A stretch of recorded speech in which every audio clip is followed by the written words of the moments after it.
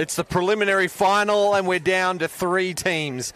And there's no more second chances for the loser. Their season will be done. But for the winner, they have the minor premier Walkerville Cats waiting for them this Saturday night in the grand final. Hello and welcome to the Softball SA Premier League Final Series. We play on Gunnerland, and it's brought to you by the Arkabar Hotel. Tonight's matchup is the Seacombe Tigers versus Port Adelaide Magpies. I'm James Harris, your host. And joining me tonight for the colour is the award-winning commentator Eric Bolnar. And with all the special comments, Softball SA Chairman Pete Williams. Good evening, gents. If the semi-finals were anything to go by, went for a classic tonight. Yeah, if the regular season was anything to go by, we're going to be in for a classic tonight. This Port Adelaide team, remember, they've been to the last 3 grand finals. They're not in one yet. They're in the preliminary final. And they were in a 3-way tie with Seacombe at 32 points at the top of the standings. So this isn't your traditional 2-3 game in a prelim final where there's a little bit of distance between the teams like we've seen before, and we're like, yeah, it's almost a formality. The 1-2 team should win. This is completely different because they tied in the regular season. It was just runs allowed the difference. So what's going to come down today? Is it going to be the finals and championship experience of the Magpies, or is it going to be the upstart Tigers continuing their Cinderella run from the start of the year to the grand final? Pete, it was the defense of Seacombe that got them into second place, only 46 runs against. It was Port Adelaide's offense that just made them one of the most formidable teams of the competition, 146 runs for. Yeah, absolutely. And if you look at the 2 teams, we've got Whitney and Reagan from Seacombe, who in the circle are both very capable in this Premier League.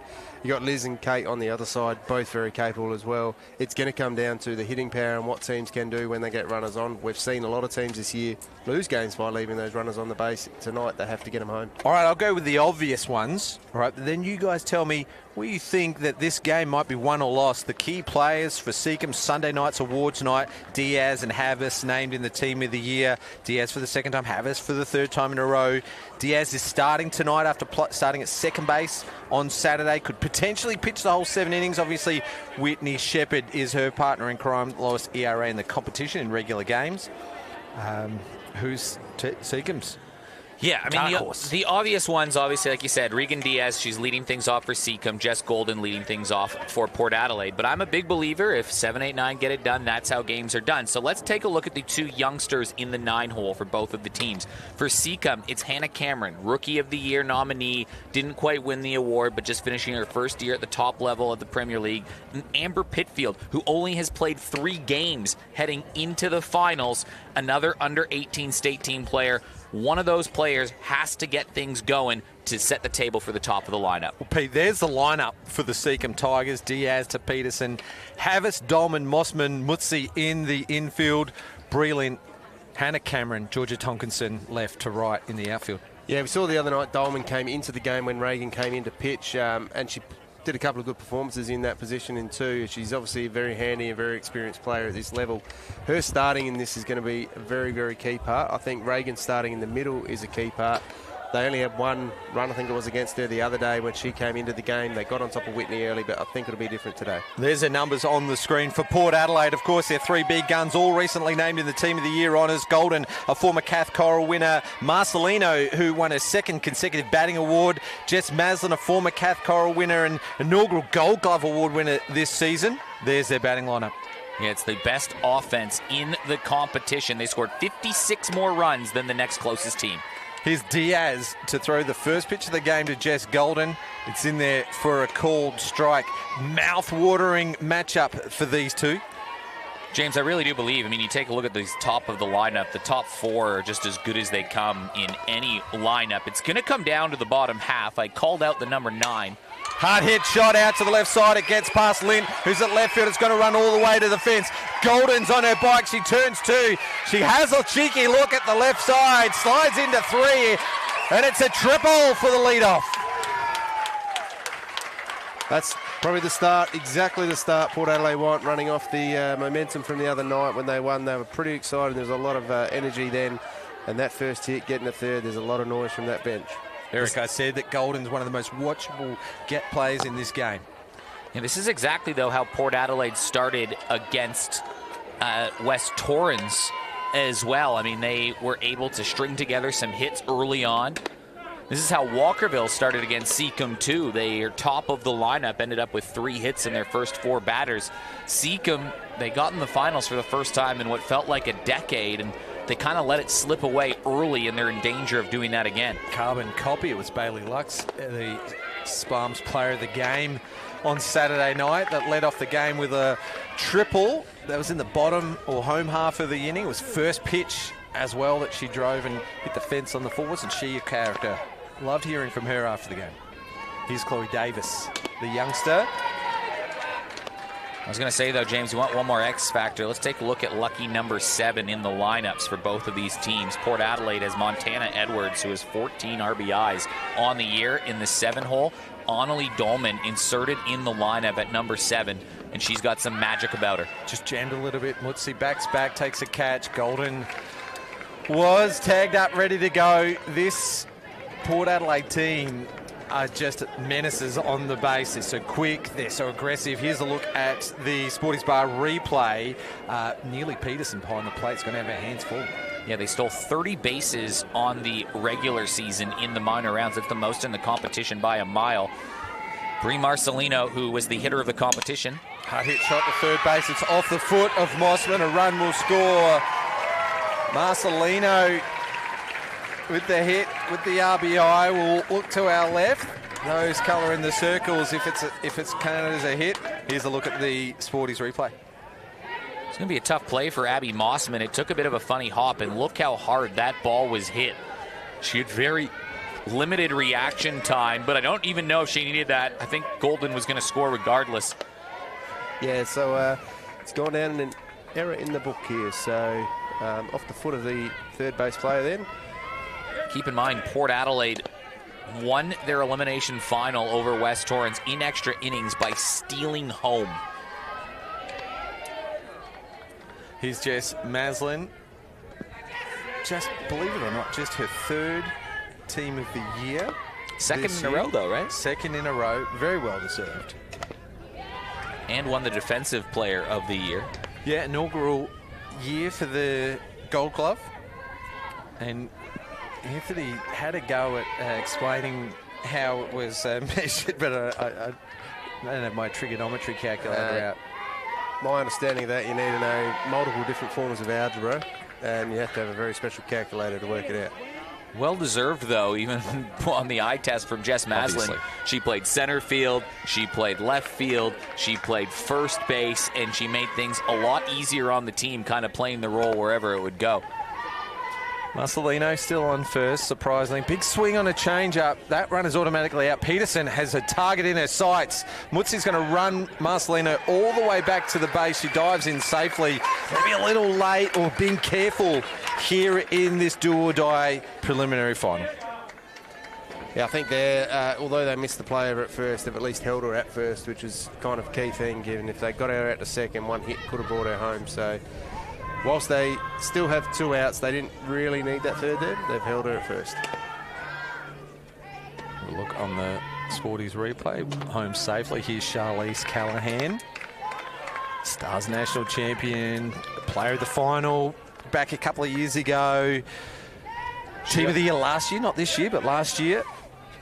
Port Adelaide won their elimination final, and they only had 3 hits as a team in that game, and Charlize Callahan was one of those players who had a hit. She shows up when the stage and the lights shine the brightest.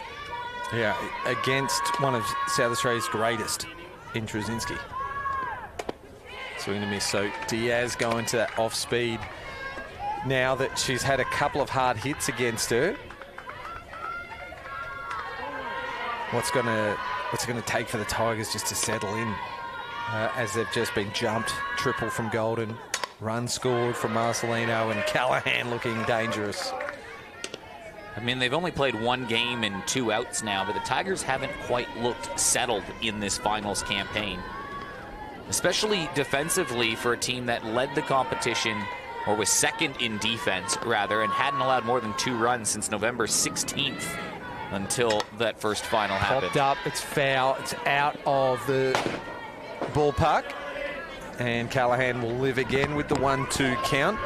There are some birds flying around. They are magpies, but they're not swooping, so all the players are safe out there. Actually, it's not unusual to see a magpie out here at a night time, is it?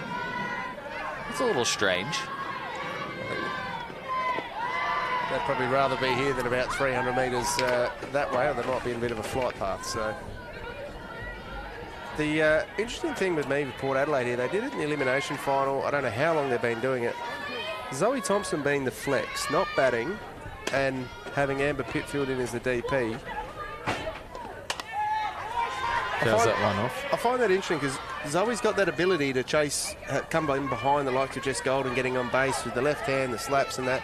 I also think Zoe's got a good capability of just standing in the box and hitting the ball as well. She's proven that time and time. So I've got a couple of thoughts on that.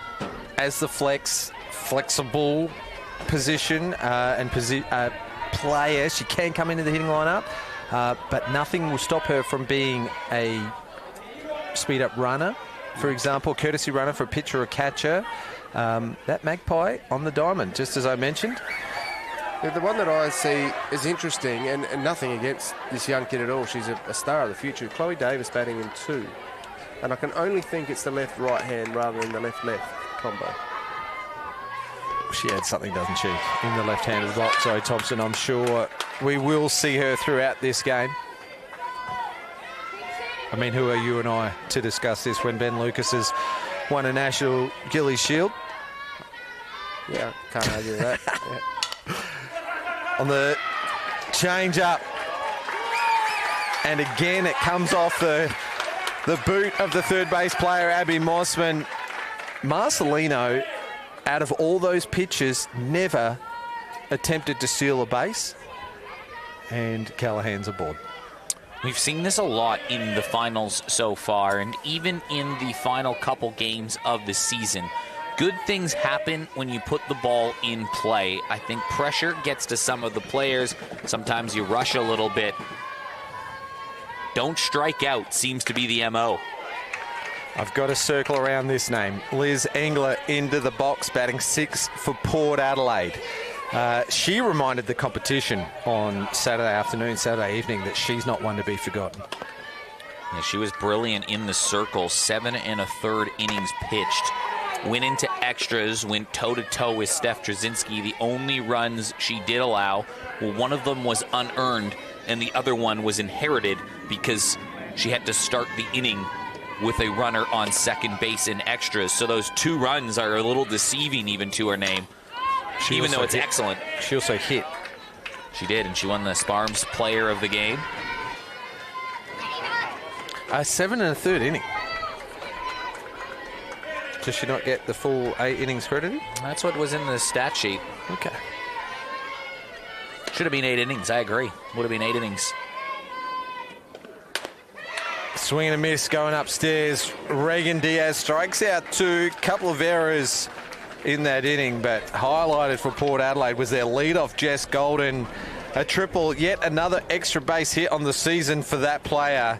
And she crossed the plate when Brie Marcelino hit a rocket at Abby Mossman. It's 1-0.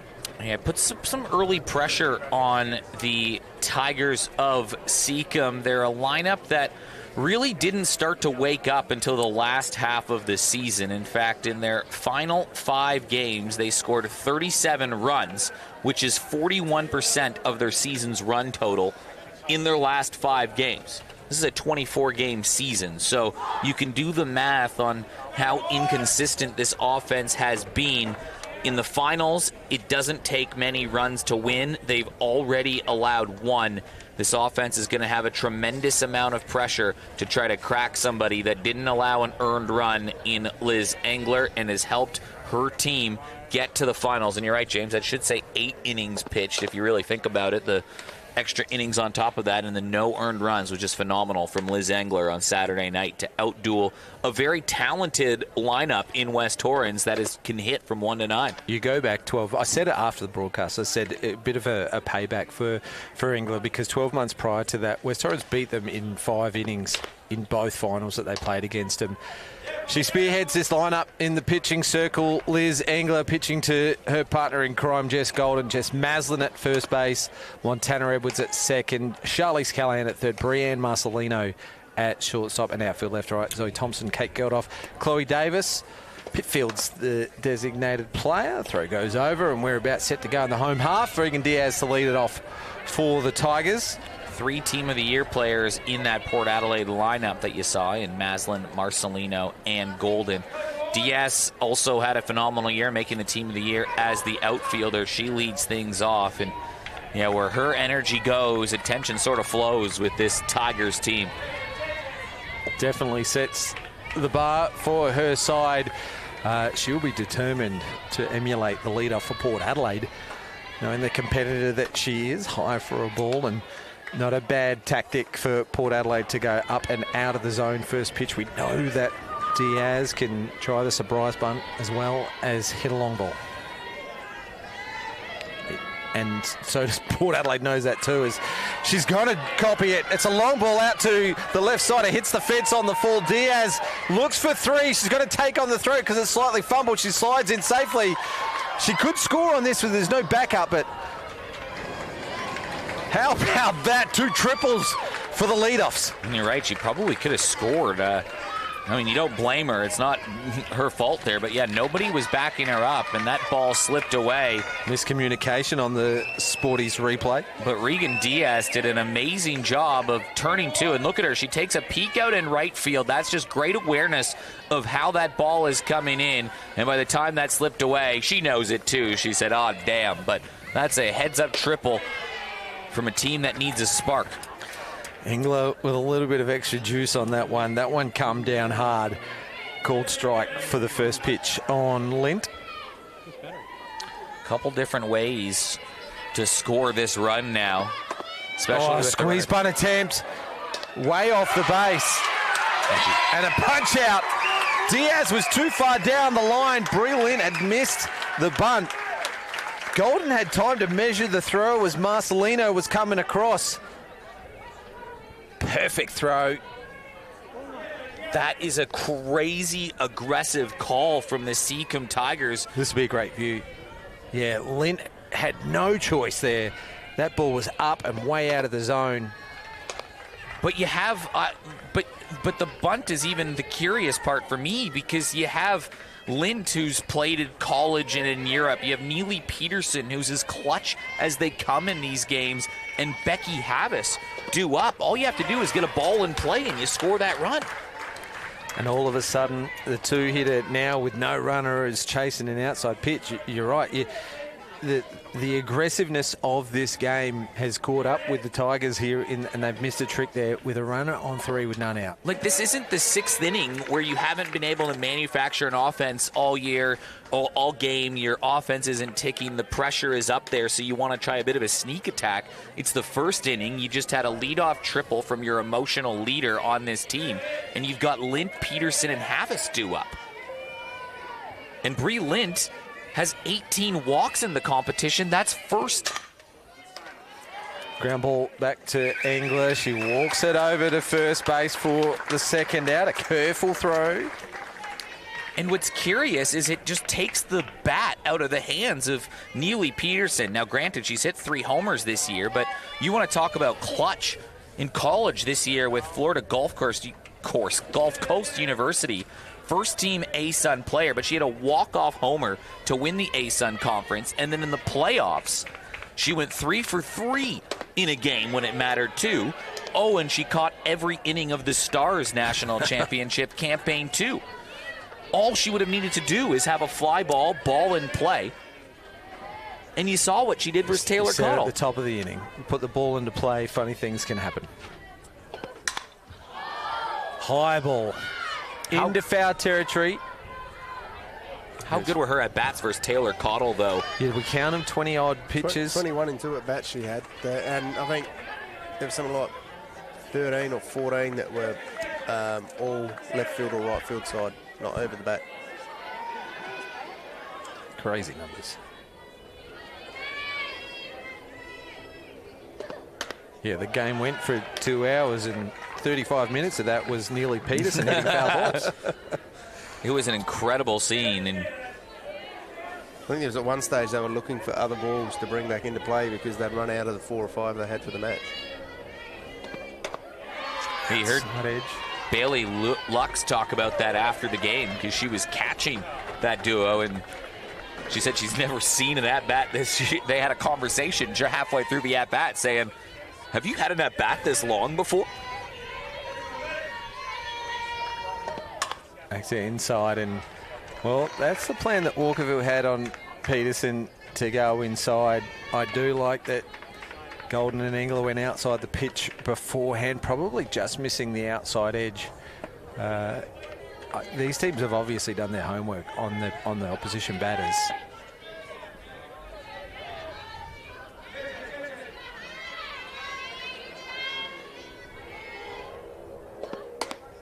Sneaks out to the outside again. I like it, mixing it up a little bit.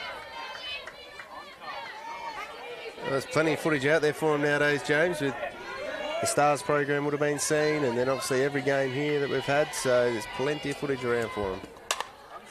It's up in the zone. Marcelino takes it low on the ground for a catch, and what started off to be a dream response for the Seacombe Tigers has turned into a little bit of trouble as they lost a runner between third and home. Cardinal sin in softball, losing a runner at the plate, and Relint was a ground out to the pitcher and a nice catch from Marcelino.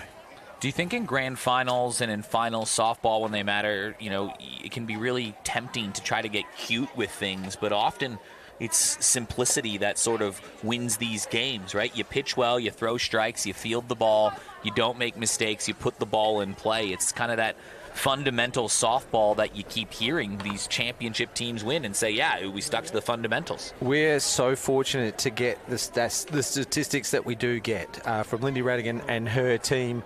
Taylor Corder was Player of the Year, named on Sunday night, the Kath Coral Medal. We'll touch on her again in a moment, but to answer your question, Eric, thanks to the statisticians, all the numbers in the world can tell you a story.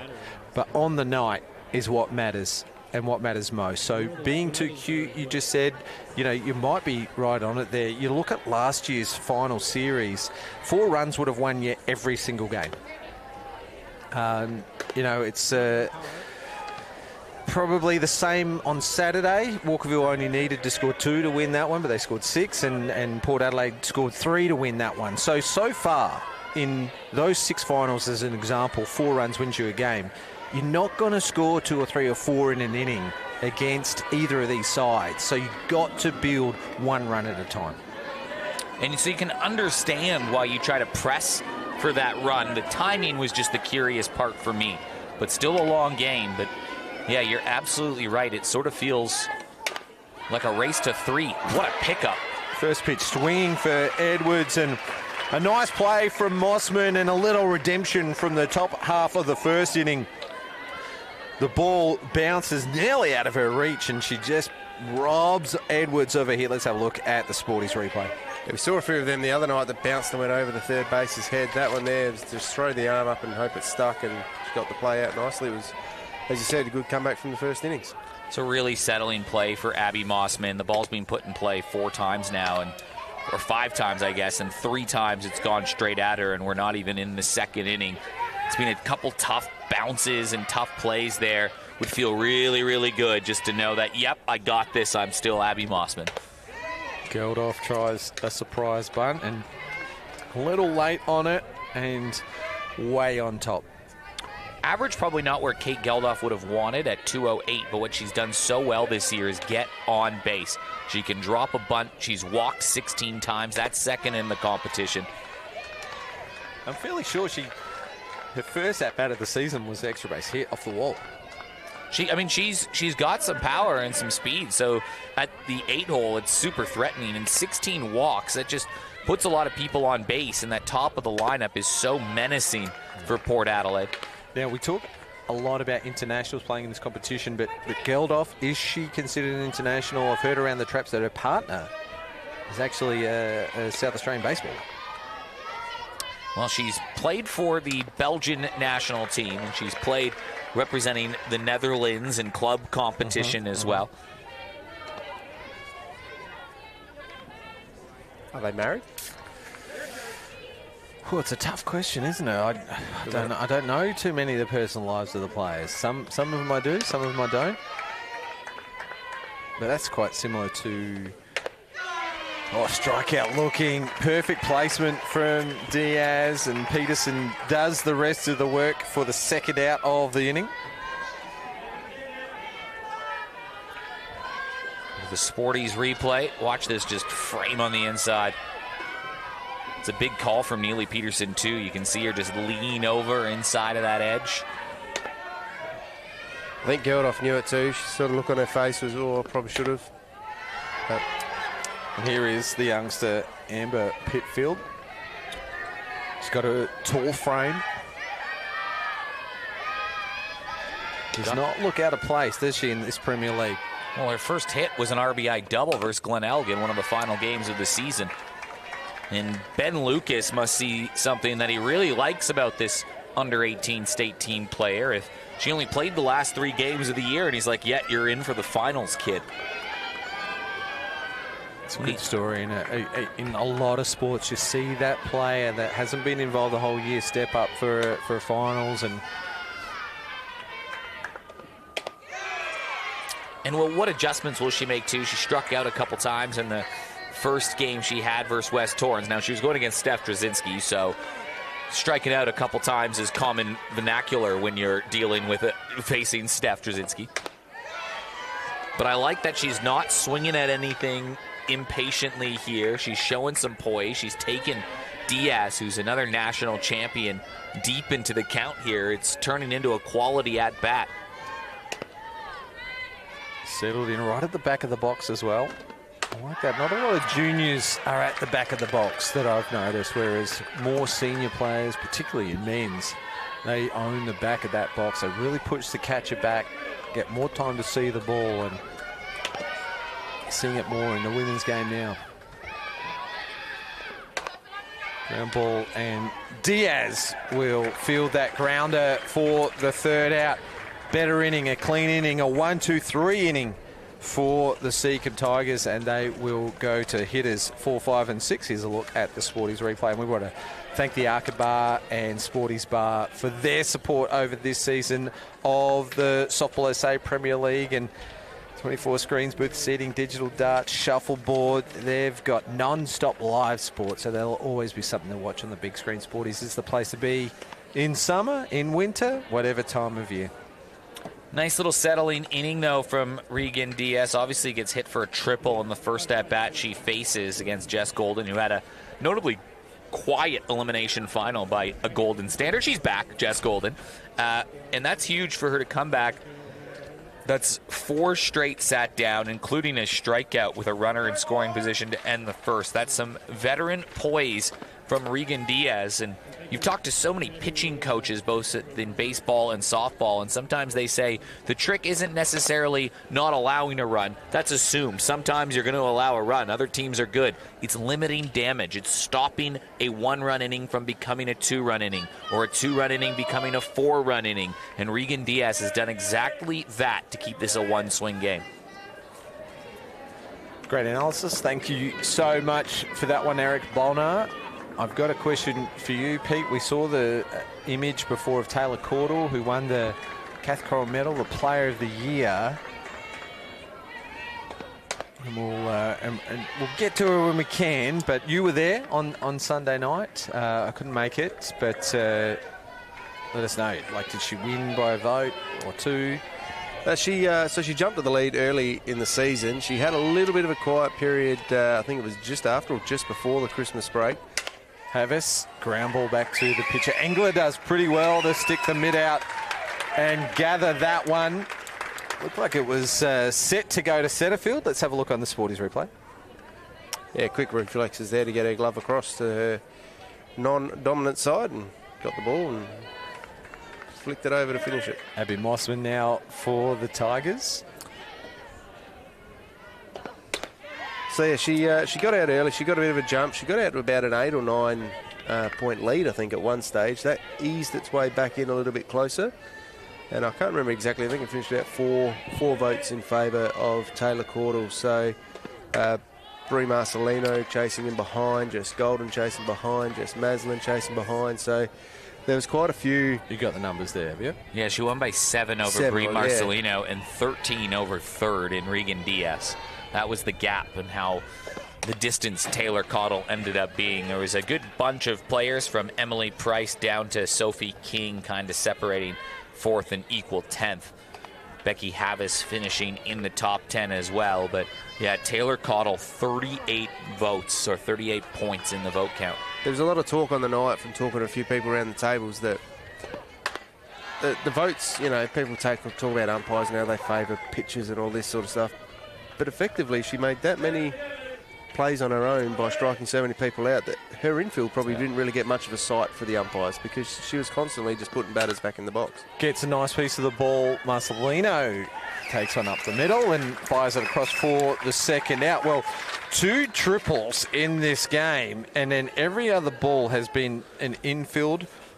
And take a look at that ball kind of buckled Brie Marcelino a little bit at short, too. Not only did she have to move to her left, look at this big hop it kind of takes. She guides it in the glove, but as quickly as it's in the glove, it's out of the glove. That's so short and snappy from the Yukon product.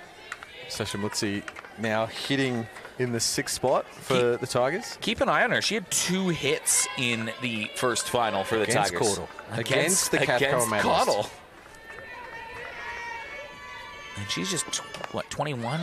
This one just off the end of the bat. It's going to spin funny. Engler decides to field it as it races along the foul line. And I stopped the call there to watch the umpire make their decision. That's Ian Gray at first. Let's have a look on the Sporties replay. Nice underhand play and good call from Ian Gray as just Maslin finishes the play.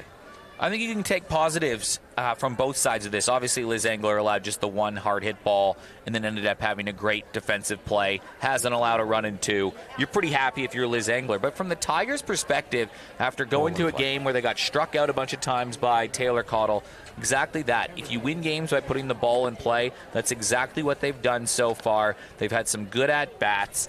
It's still 5 innings to play, and there's a lot of things that can happen, so you'd feel good. But the best batter of the competition, James, Brie Marcelino, we're going to see her in this next inning. I don't know what formula it would have been, but you could have just looked at the top line of the stats for her. She won the Triple Crown in the competition. That is leading in batting average with 554, leading in home runs with 4 home runs, equal with Emily Price, leading in RBIs with 27. She also led in extra base hits with 18, chipping in second with stolen bases at 8. A triple crown, you could call it a quadruple crown if you wanted to include the extra base hit. It was a special season from Brie Marcelino, and you don't often see the same player lead all 3 of the major statistical categories in 1 year. Heavily favoured because of this player right here and her numbers. Getting on base, hits, walks, stolen bases into scoring position. So the RBIs, you know, are going to come when your 3 hitters got this player on the base path. But let's put that into perspective. Jess Golden had an unbelievable season. She sold 16 bags, 13 extra base hits. She hit 508. She hit 508, and she was still 50 points less than Brie Marcelino. To put into perspective how big Marcelino's season was. And Jess Golden was second in the competition in average, but 50 points behind. What's that, 1 in every 20 at-bats? Yes. It's nothing. It's nothing, you're right. But comes down as a gaudy number. Yeah, that one might have just stung the fingers a little bit there for Neely. She's got the glove off and been stretching them out a bit, so come in pretty hard, I think. 1-1 is the count. The infield will be on their toes. I can see Mossman now railing the line at third base there, really covering that side. Well, Golden really table set in this game. Her triple and then later score is what equates to that 1 on the scoreboard. And back to the top of the lineup for Port Adelaide. Seacombe have only sent 6 batters, all retired. Well, they got their triple. This one goes foul, and lives to see another one. S. Golden, a triple, a run scored already in this game. She threw out Reagan Diaz when they attempted the squeeze play. In the home half of the first, she has been involved, and that's danger signs for Seacombe. James just looking over where that ball just went. And then is that a few Walkerville folks sitting over there on the left field line? A few blue and white jumpers over there, I see. They'll definitely have a keen eye on this game as the Cats await the winner of this one. Good crowding tonight. Good crowd in the stand behind us. There's a fair bit of noise around. And as I said, down the left field line, there's some good numbers down there too. There's a bird in the field of play. Again, it's that magpie. I saw Steve Wallace-Yarrow have a look out the corner of his eye, and if you didn't see it on camera, it was actually on the foul line about 3 metres away from the batter. There's the Walkerville Cats enjoying some pizza. Taylor Cordell right behind the pole, maybe, eating a pizza. Well, what's interesting here in this matchup, it was interesting talking to Ben Lucas before the game when he found out that Regan Diaz was starting, talking about how it changes the dynamic of how some of the at-bats he has to approach. It's no secret he's got a fast and speedy team, but he said that Diaz takes away the short game to some degree because players like Golden can't just drop down a sneaky bunt at will like they do before, because Regan Diaz, better than any other pitcher in the competition, he said she's just another pivot that they have on the field from the circle. Well, he would know. He's coached for 2 years at the Gilly Shield as well. Which is interesting because against some other pitchers, you might even see a player like Golden, you've seen her this year, drop down a sneak attack bunt and easily leg it out. Hard hit shot pulled to the right side, and Annalie Dolman, as cool as you like, a veteran at second base there. Veteran, I doubt she's 30. She'd probably turn 30 this year. And stays low on the ball. Here's a look at the Sporties replay. You can't get more textbook than that. Great footwork, gets over the top of the ball and retires the dangerous Golden. It was a pretty hard hit too. It came at her like a rocket, so well done to stay still on it. Chloe Davis named to the 2024, that's last year by the way, we are in 2025, under 16 Oz squad, and now she's batting 2 on the best offense in the competition by 56 runs. Low for a ball. Yeah, she's originally from the Harndorf Softball Club in the Hills Softball Association, and played a season for the Hills Heat last year, and before coming over to Port Adelaide, a cousin Taylor Chillingworth. I'm sure she'll be watching from San Jose with her and her teammates cheering on the Magpies, a premiership player for Port Adelaide in the same year that the Stars won a national championship. And if Chloe Davis keeps progressing the way that she is progressing and projects to be, I'm sure college will be an opportunity for her if she keeps working hard and through the programs. Timeout was actually called by the Seacombe Tigers here, so Ben and Port Adelaide won't get charged with the conference. Might be a Neely Peterson called thing. When she was on the broadcast, she talked a lot about how she likes to try to manage those games, manage the emotions. I can tell you what the conversation is going to be. They have to flat out attack and use Chloe Davis as an opportunity. No disrespect to the young player, but they've got Marcelino and Maslin due up next. So with one out, she becomes a must-out at the plate. Yeah, they've combined for 50 RBIs, Marcelino and Maslin. It's the magic middle for the Magpies. So that message from the catcher and arguably captain of this lineup, the leader of this infield, would have said to Regan Diaz, let's not try and do anything too fancy. Let's get it close to the strike zone here. 1-0 game right now, 1 out in the top of the third inning. And then when someone tells you to do something as simple as throw a strike, you find it hard to find it. It was actually funny because I felt things were getting a little bit quiet, down, not a lot of noise in the infield. She called time in, they had a laugh, they had a joke, and it's probably just all that was needed. And the strikeout looking, so good pitching, good leadership there from Peterson to settle her pitcher down and get that strikeout, and all important second out. All of a sudden, the best batter in the competition for the last 2 years running is a little less dangerous in this situation. 2 outs, top of the third. Yeah, it's what West Torrens had done so well up until they couldn't control it anymore, is keep Marcelino up to bat with nobody on base. It didn't happen until there was a free runner in the 8th inning. Hard hit ball, it's high in the zone. It's definitely high enough. Is it long enough? Lint takes it on the fence, an arm's distance away. She had to go back, track it back with the flight of the ball, knowing that that fence is pretty close, and takes a good catch. That would have been a horrible one to sit under. That went up a very, very long way and was very well hit. Miles into that sky with the lights crossing across there and a fence getting a hell of a lot closer. She did some amazing work to hold poise on that. Well, since that triple from Golden, there has been 7 retired in a row for Port Adelaide. And as we know, as we turn the page, it's been 6 retired in a row. Now we're just having a little bit of technical difficulties, so no replay on that one. And what I like about that, though, is in the last 2 innings, Seacombe have really settled down, and they've made now 3 simple plays. I'll go through them in a second that you simply have to make in a grand final, but they can be really difficult ones for you and easy to let slip away. You think about that hop that Abby Mossman made to retire Montana Edwards to start the second. That settles things down.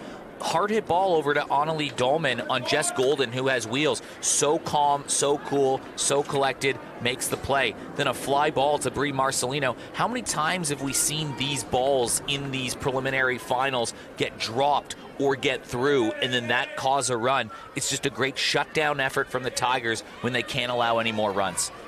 Yeah, brilliant. It takes every play. It takes 21 outs to win a final. And 3 different players. Yeah, good point. Yeah. First pitch swinging as Maslin just has a little fumble, but time to recover, and Dolman retired. 1 pitch, 1 out. That would have been classic if we just credit all the defense and then the defensive player of the year makes a play. But that was Maslin moving quickly forward. But that's why she wins the defensive player of the year, because how much panic was in the eyes of Jess Maslin when she bobbled that ball. Yeah, calm, cool, collected. 7 up, 7 down for the Tigers as we are now 1 out here in the bottom of the third. Georgia Tompkinson. I'm looking at your writing here, Eric. It's tiny. Yeah, I'm a chicken scratch, you know. He's got to write it small. He's got so many notes in here. Another from the factory up in the hills she's played before, Georgia Tompkinson. Yeah, I thought she was actually a product of the Tigers, but I'll take your word for it.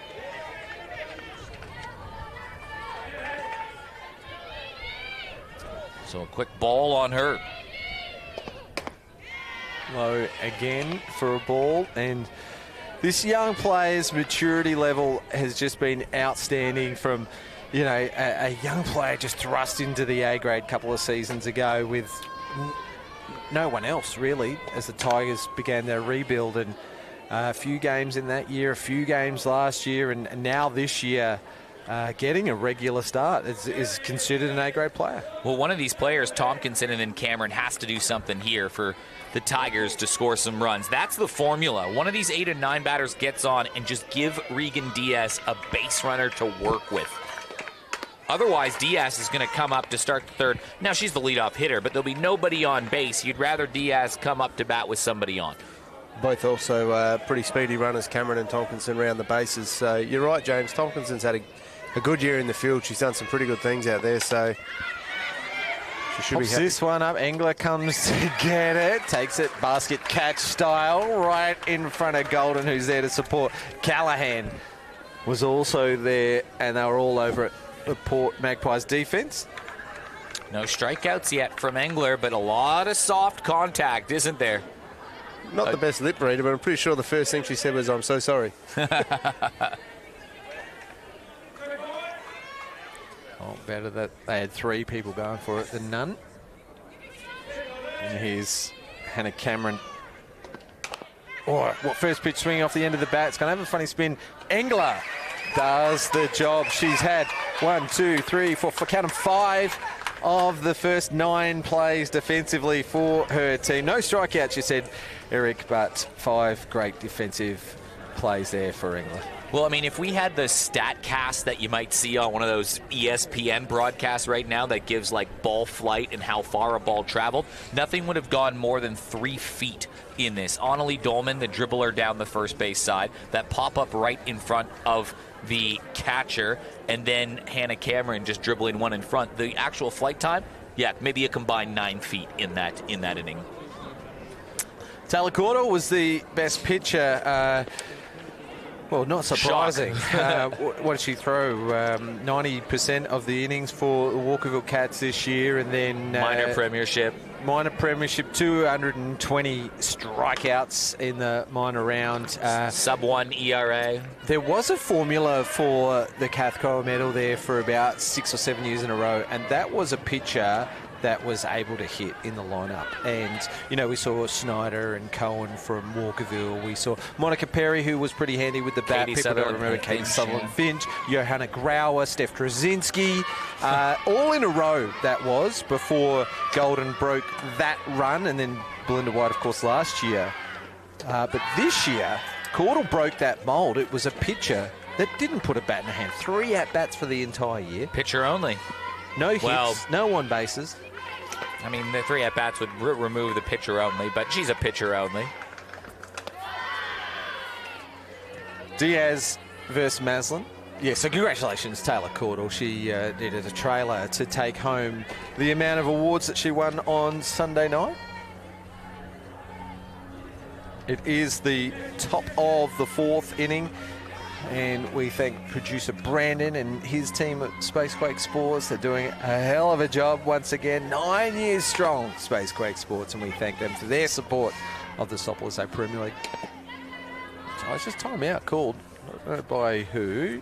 Played umpire, state umpiring chief Steve Wallace-Yarrow, just in control there. Ian Gray up at first base and Mike Bendel at third. They're the 3rd team out there tonight. Jess Maslin going against her former team. Where she won a premiership and a Cathcart medal. Did I steal your thunder there, Eric? Sorry. Well, no, I was just going to say now she's back-to-back Team of the Year with Port Adelaide, and she's won a premiership here. She wins anywhere she goes, though, Jess Maslin. Did I hear it correct? Also, obviously 2 very similar sports in baseball. 6 years in a row for the Women's Team of the Year. Yeah, she's never missed, I don't think. Wow. She won the first grand final in baseball, and she played about half the season this year and finished 2nd in the best and fairest voting. That's phenomenal. She hit .640. Point is Jess Maslin can hit. And there she is on cue, rocking one up the middle. Jess Maslin leads off the top of the 4th inning for the Magpies. Here's a look on the Sporties replay.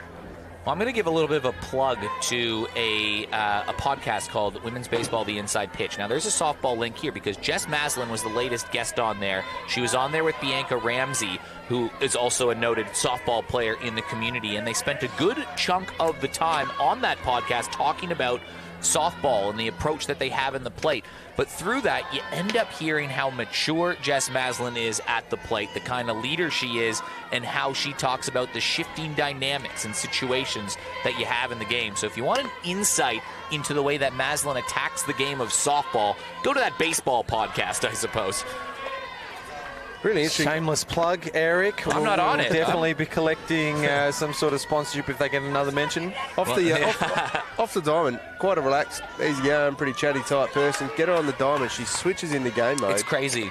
I've never known, like, out of everyone, she's the one that I recognise the most to do that. Callahan attempts bunt. Maslin on the move. It's a great recognition from those players, though, on the podcast to acknowledge their background in softball and how well they've gone along in their baseball career. A couple of other guys did that at the World Baseball Classic a couple of years ago. Aaron Whitefield and Jack O'Loughlin were doing the press conference to the Australian team. They were asked where they got their start in baseball. They said softball. And laughed and said softball. This one's going to bloop into left field. Just short of Lint, just out of reach of Mutzi, and back-to-back hits for the Magpies. Charlize Callahan joins the party. Yeah, big game Callahan. continues to deliver in those moments. I mean, she reached on an error, but it was putting a ball in play and good things happen. She had one of the 3 hits for Steph Drzezinski, and Jess Maslin, who I feel like 386, her batting average is just what she is every year. Like, you can just pencil in 386, and that's what it's going to be. And Maslin starts the tempo with a hit up the middle. It's the magic middle for the Magpies. Those 2 players, once again, just putting pressure on defenses, 2 mature players that know what to do in these big situations. England now to the right side. Tompkinson gets underneath it. Maslin has got to, thought she was going to get caught short as that throw come across from Tompkinson. A great catch, not a bad throw, but Maslin, let's have a look if she tags up or not. Not sure if I saw it. Yeah, she did. Yeah, we were watching her the whole time, yeah. She tagged up. The throw was just a little bit off at the end. It was a good throw in. She definitely beat the runner over there, but just a bit off at the end, that was all. But that's a heady play from the veteran player once again. You know, you have a young player in right field. It's going to take one heck of a throw. That's the aggression from the Magpies and the smarts of Maslin to say, I'm going to take this on and put myself just on third base and now open up the equation to score some different runs. Yeah, just on Pete's point, it's that competitive nature that Maslin has. She was going. As soon as that ball was hit, she knew she was going to try and take on the throw. 1-3 split now for the Magpies. Montana Edwards to the plate. Had a nice shot, but was robbed of a hit by a great glove of Abby Mossman at third in the hot corner. You can see the Seacombe defense really communicating here. There's good movement around. They want to defend this runner at first with 1 out. On that last play too, credit to Tompkinson. She obviously had to take the catch first, but she did not hold that ball for a sec. She was getting rid of that and over to third. She knew that Jess was going to be aggressive, and that is the difference in a game. And you were talking about aggressive earlier. Port Adelaide are in a position now where they can be really aggressive. They've got that 1-run lead. They can run the bases, we know, really aggressive. They've got lots of speed. And that's exactly what Tompkinson would have been aware of. And with no outs on the board, if you're Maslin, you go on that. And if you get thrown out by a great play, you kind of say, wow, what a throw. Tip of the cap to you. Carry on. Edwards now Geldof awaits. Strike called right at the top of the zone on a 1-3 count as Edwards will go full now. There's the split screen from Spacequake Sports. Lucky 7 in the lineup. This is who I circled early. Payoff pitch. It's just out of the zone, and we've got loaded bases. Callahan takes a free base into scoring position. Timeout's going to be called, and everyone wants a chat. Well, this is a tricky 8-hole hitter to face in Geldof. You mentioned the power that she has. She had that double off the wall in her first at-bat. But crucially, she's got a great eye for the plate, Geldof. She typically takes pitchers deep into counts, as evidenced by her second in the competition, 16 base on balls. And there's no place to put her. 4 balls equals 1 run in this scenario. You leave it over the plate, and you have a player that can drive it and has played some international level softball in European Cups. Yeah, Geldof's definitely got the experience that Port Adelaide need in this situation. What Seacombe need in this situation, though, is to not panic, make the force out at the plate if they get the opportunity to, maybe even roll a double with Peterson's gun arm if they get a hard shot. They don't want to give up this run because the 4 matches that these 2 teams have played, they're 2 wins apiece. Winning scores have been 6-3, 2-0, 4-2 and 2-1. You'd think a second run here in the middle of the game could be the first nail. We might have it. It's an early call, I know. We might have, though, a pretty epic moment potentially for the sort of true rookie Amber Pitfield, who is on deck with bases still loaded right now. This is a big out right here for Kate Geldof. This is the scalp you need if you're Regan Diaz. 0-2, the count. High for a ball. That's exactly where you want it. You don't want anything close here. 0-2 with loaded bases. The batter's going to be extra careful, trying to protect those edges, trying to get it cheap out here. But you don't want it in her wheelhouse, so you don't want to miss. Trying for that outside edge, and that's the tricky part of Geldof, right? Like, she doesn't bite at anything. 2-2 now. Perhaps they need this one close, but something funny.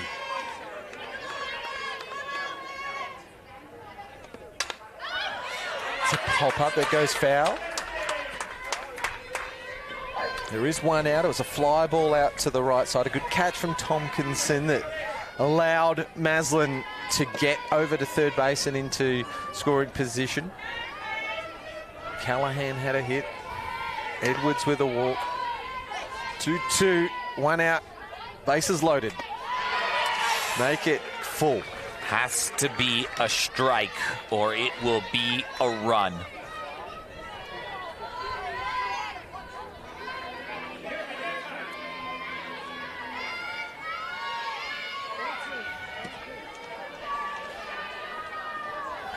All eyes on the payoff pitch. Shot out to the right side. Tompkinson has to track back, takes a good catch. Maslin was not tagging up. Becky Havas misses a chance for a tag out at first base. So Montana Edwards, so the runners were going. That ball looked like it was going to travel over the head of Tompkinson. Seacombe's got a cheap one. Yeah, that's it looked like for a minute there it could have potentially got over the head, but great work by Tompkinson to get back, get that ball in. You're right, Havas missed the tag chance, but at the same time, I think the focus was not letting that one come home, and there was a bit of calling from the plate. There was a lot of noise around, so nothing lost for Seacombe though in there. Amber Pitfield has a chance to etch her name in some Magpie folklore in just her second or her third start at the Premier League level. Third start. And I love that swing as well with loaded bases in the top of the fourth in a 1-all game. The kid just attacking Reagan Diaz, national champion, team of the year 2 years in a row.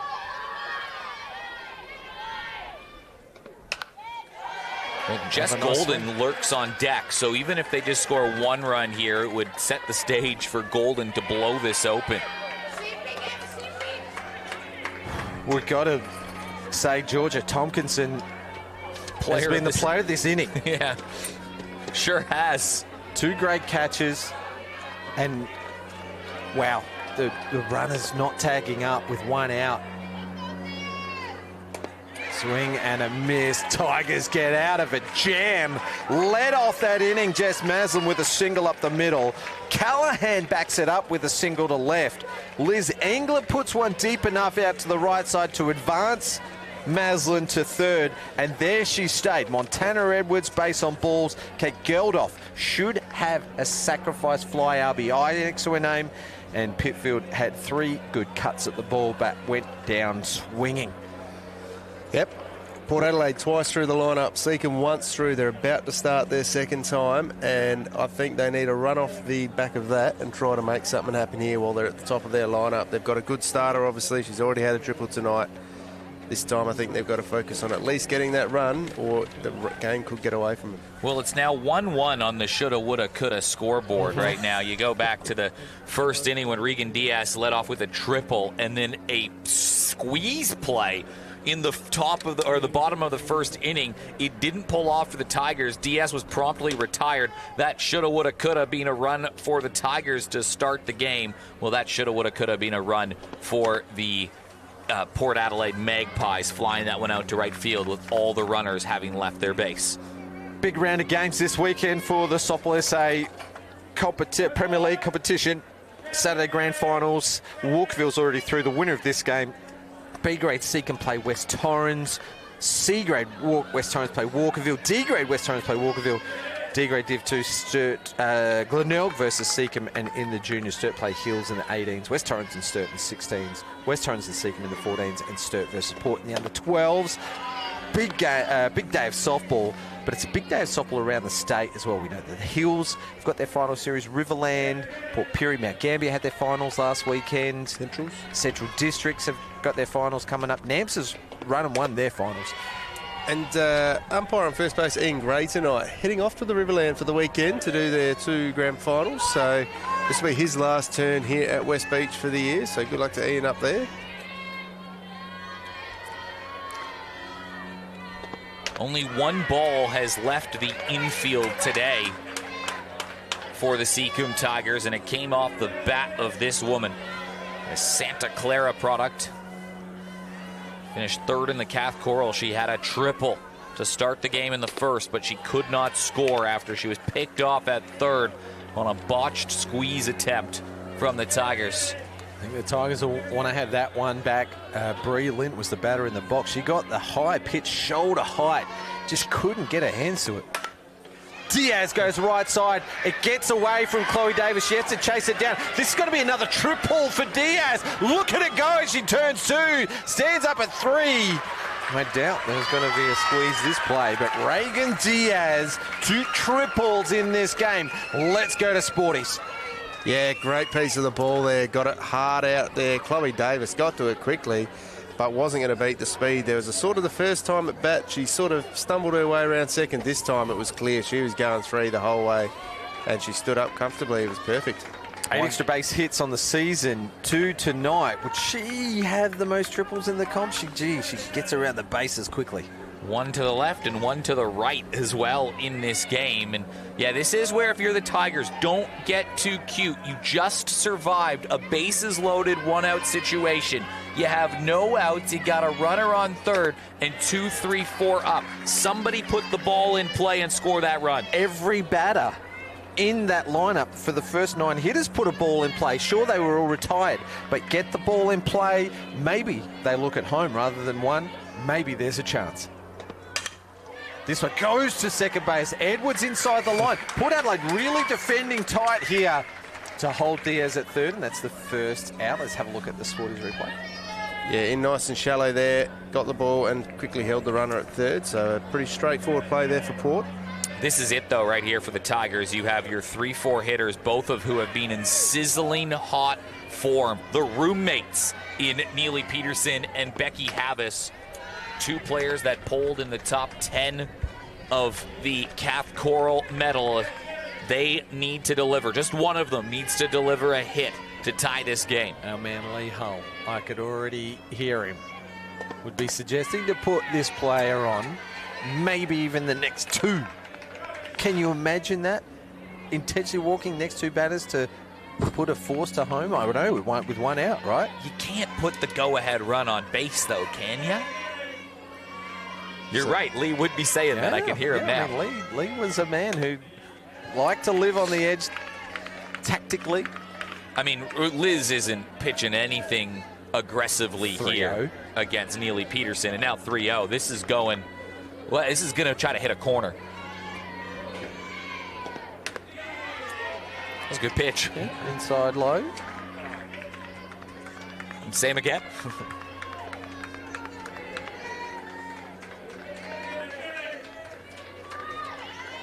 Peterson has been so clutch in her career. Base on balls. Yeah, you mentioned the home run to win the division final. Yeah, and then going 3 for 3 as well in the finals. Well, Becky Havis is kind of the postcard moment for someone that's been with this club through the ups and the downs, quite literally. Yeah, when the club made the decision to pull their A-grade side out, she stuck loyal to the club. Although from Gawler, originally from Gawler, there's closer clubs than Seacombe, I can tell you that.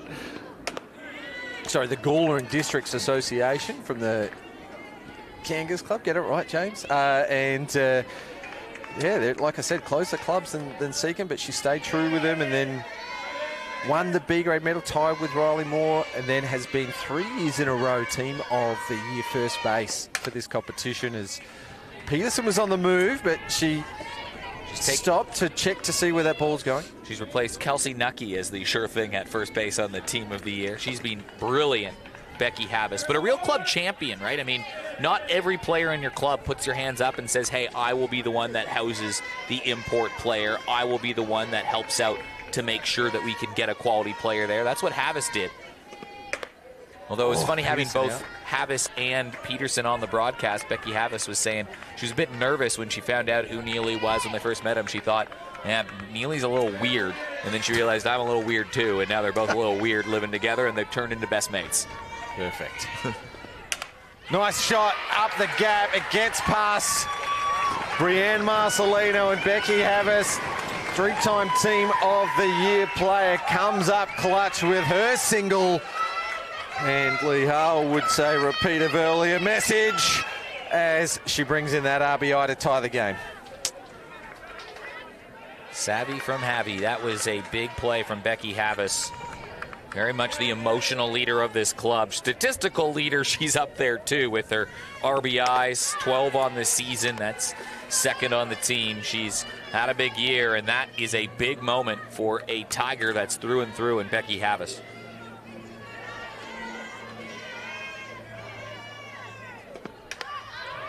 Foul ball, Abby Mossman. Wouldn't this be nice redemption for Abby Mossman, who had an error in that first inning? Yeah, pretty hard calling. I know it's a preliminary final, but that ball was hit like a rocket. Scorched.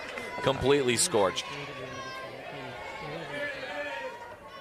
Game on, though. That's the first earned run against Liz Engler, now into her 12th inning of work in the preliminary, in the finals campaign. Yeah, she's done very well. Runner in scoring position is Neely Peterson. Just jammed a little bit and fouls it into her own foot. Just go back to a comment that you said about Kelsey Nucky being the automatic selection at first. My records for Adelaide Competition Team of the Year only go back to 1996. I don't know if they did it before then or not. Kelsey Nucky has the most first base team of the years all the way back to 1996 with 5. This one into foul territory. Jess Maslin, the defensive player of the year, takes a great catch. Peterson's got to take him on. The throw from Maslin's pretty close. And the punch out. What a play from Maslin. Running away from the diamond. Sticks the mid out, takes the glove, turns, spins, throws in one motion. Right on the dime. I think there might have been a bit of a question there from Bill Benedictson about the fielder standing in the running path before they had the ball. And well, if anybody, though, asked you about why was Jess Maslin, a first basewoman, named the Defensive Player of the Year, show them this clip. Basket catch against the fence. Back foot throw, right arm, throw in time, laser. That had to have about 14 different things go right. But against the fence on the back foot is what is crazy to me. She is a pitcher as well, but take a look at this back foot. Great camera position. Oh my goodness, Jess Let's Maslin. see her reaction. She likes it.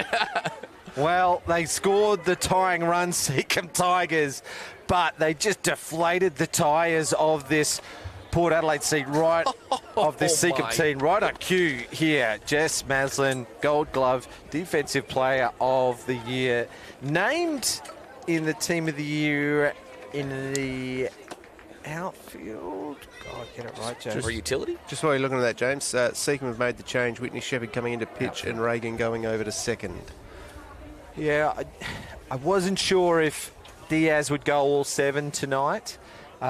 Shepherd, as we've mentioned, had the lowest ERA in the comp this year. She had half the innings that Taylor Caudle threw, but Diaz was the strikeout pitcher. You look at the scorecard, and just only Jess Golden's triple in the first 3 innings was the danger. So who's in right field? Did it stay Tompkinson or is it Dolman? It looks like Dolman's gone out there and Tompkins might have come off. So this is an interesting call too. I know Annalie Dolman is an absolute legend and she has made a nice play in this, but Georgia Tompkinson literally saved a run in that last inning, making two great plays in right field when the pressure was on, when the bases were loaded. Without Georgia Tompkinson in right field, the Seacombe Tigers are losing this game right now.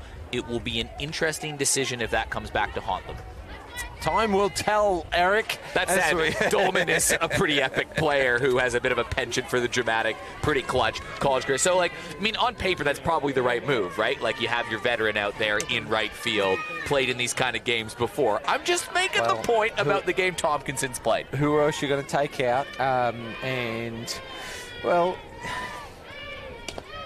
knowing there was no flex player, they don't have the flexibility that comes with being a flex player, so they had to make a call on one. Do they leave the experience of Breland in at left field, although Tompkinson's probably the better outfielder? Yeah, well, if they had kept Tompkinson in, I probably would have had the comment being interesting that they decided to keep the rookie and the younger player in there over the experience of Anneli Dolman. So either way, you're right, James, these are tough decisions that coaches have to make in a final, and we won't know until the game's over. This one goes high. Mutsi's underneath it and takes a good catch. So Golden was on her bike. She nearly made it all the way to second. So she's retired as the leadoff here in the top of the 5th inning.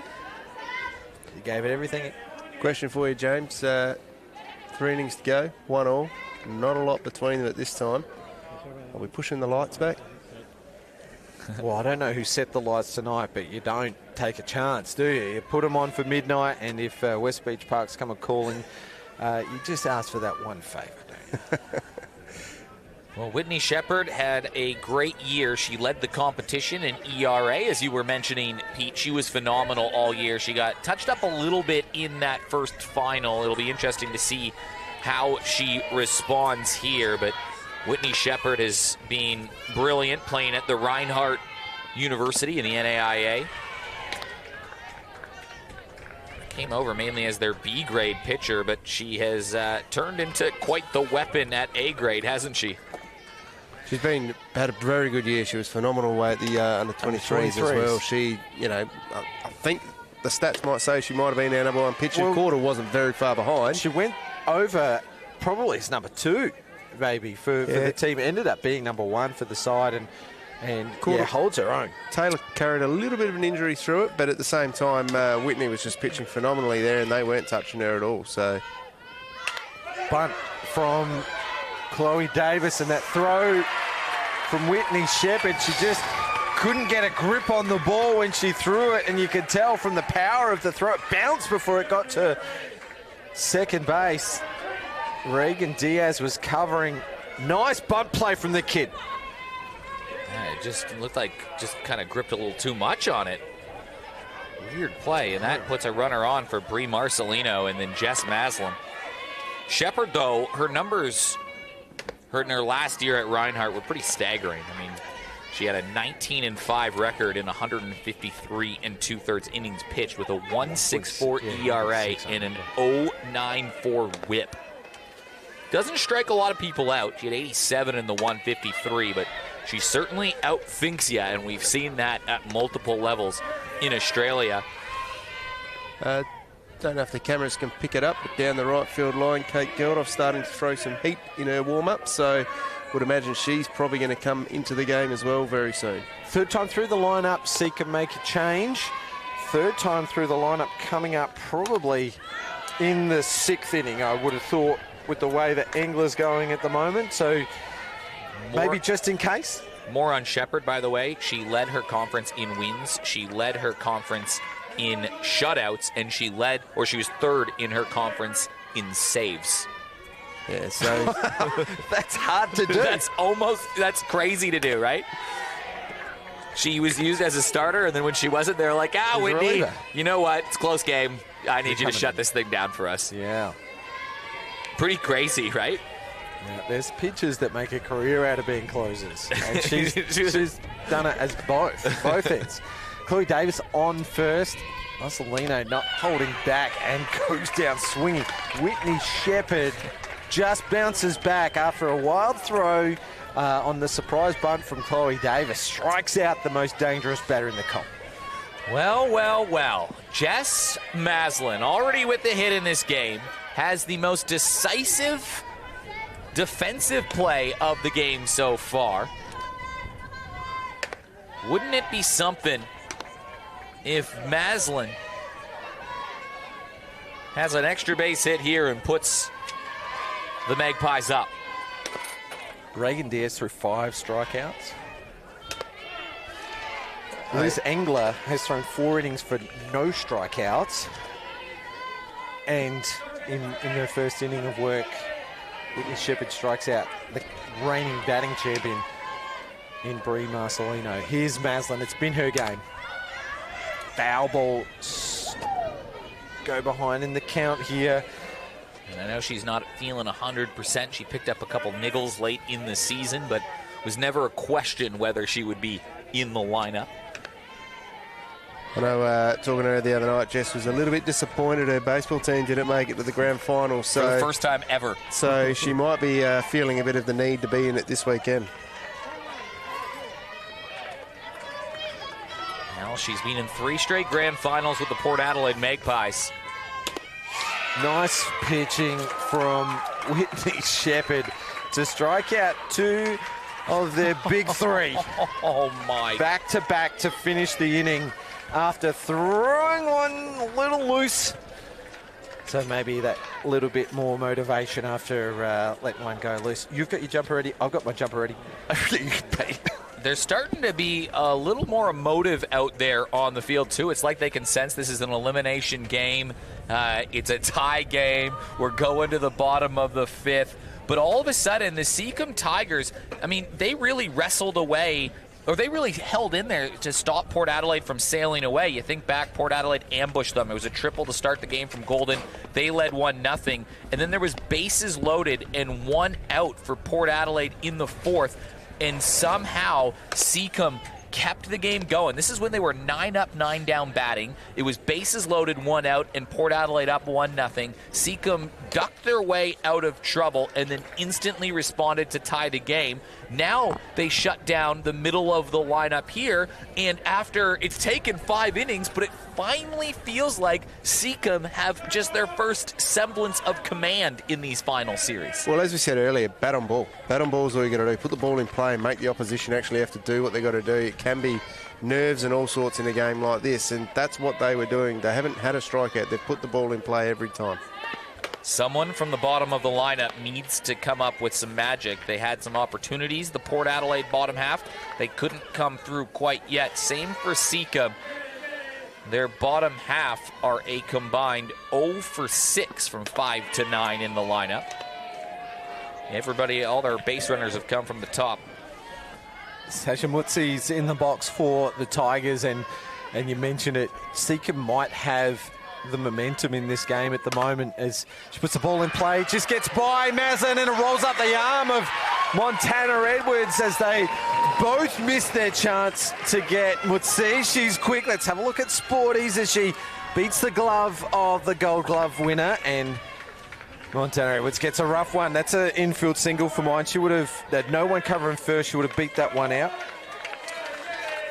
Here's Dolman, which makes it 3 hits from the last 6 batters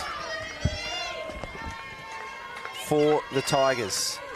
Dolman shows bunt. It's perfectly executed as Callahan comes to get it.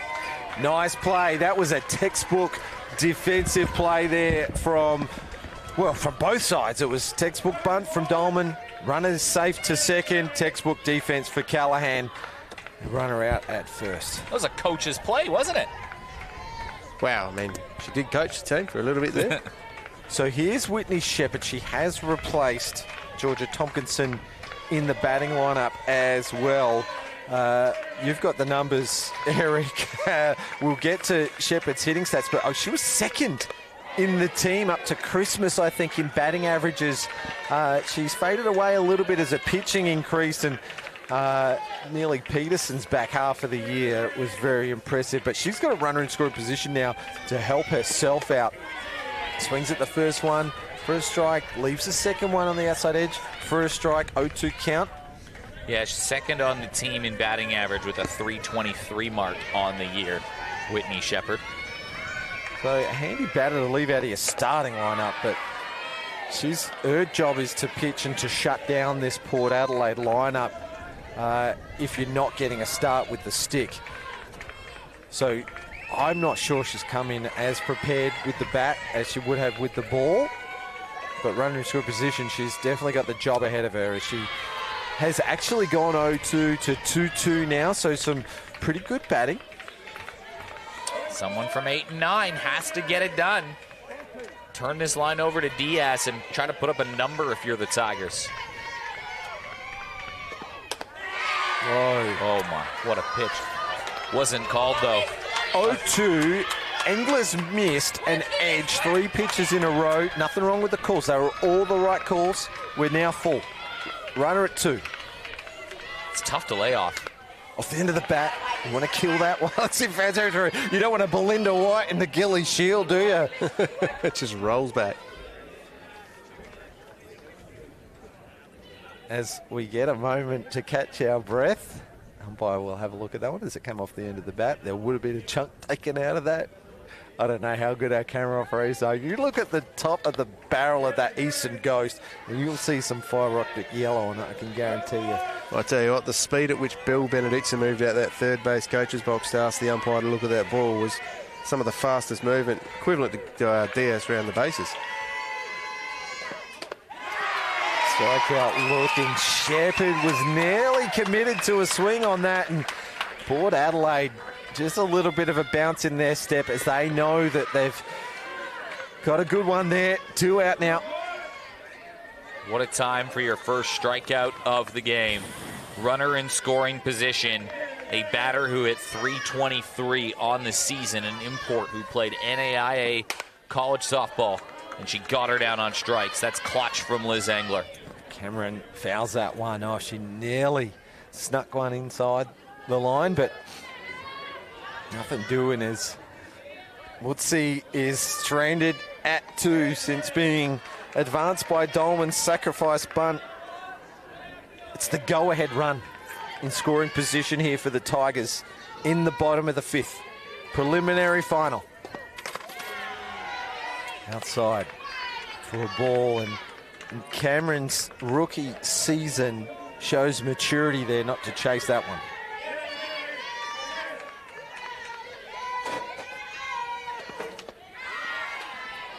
Gets out of the way of the inside. So going in and out at the moment, Port Adelaide on the kid.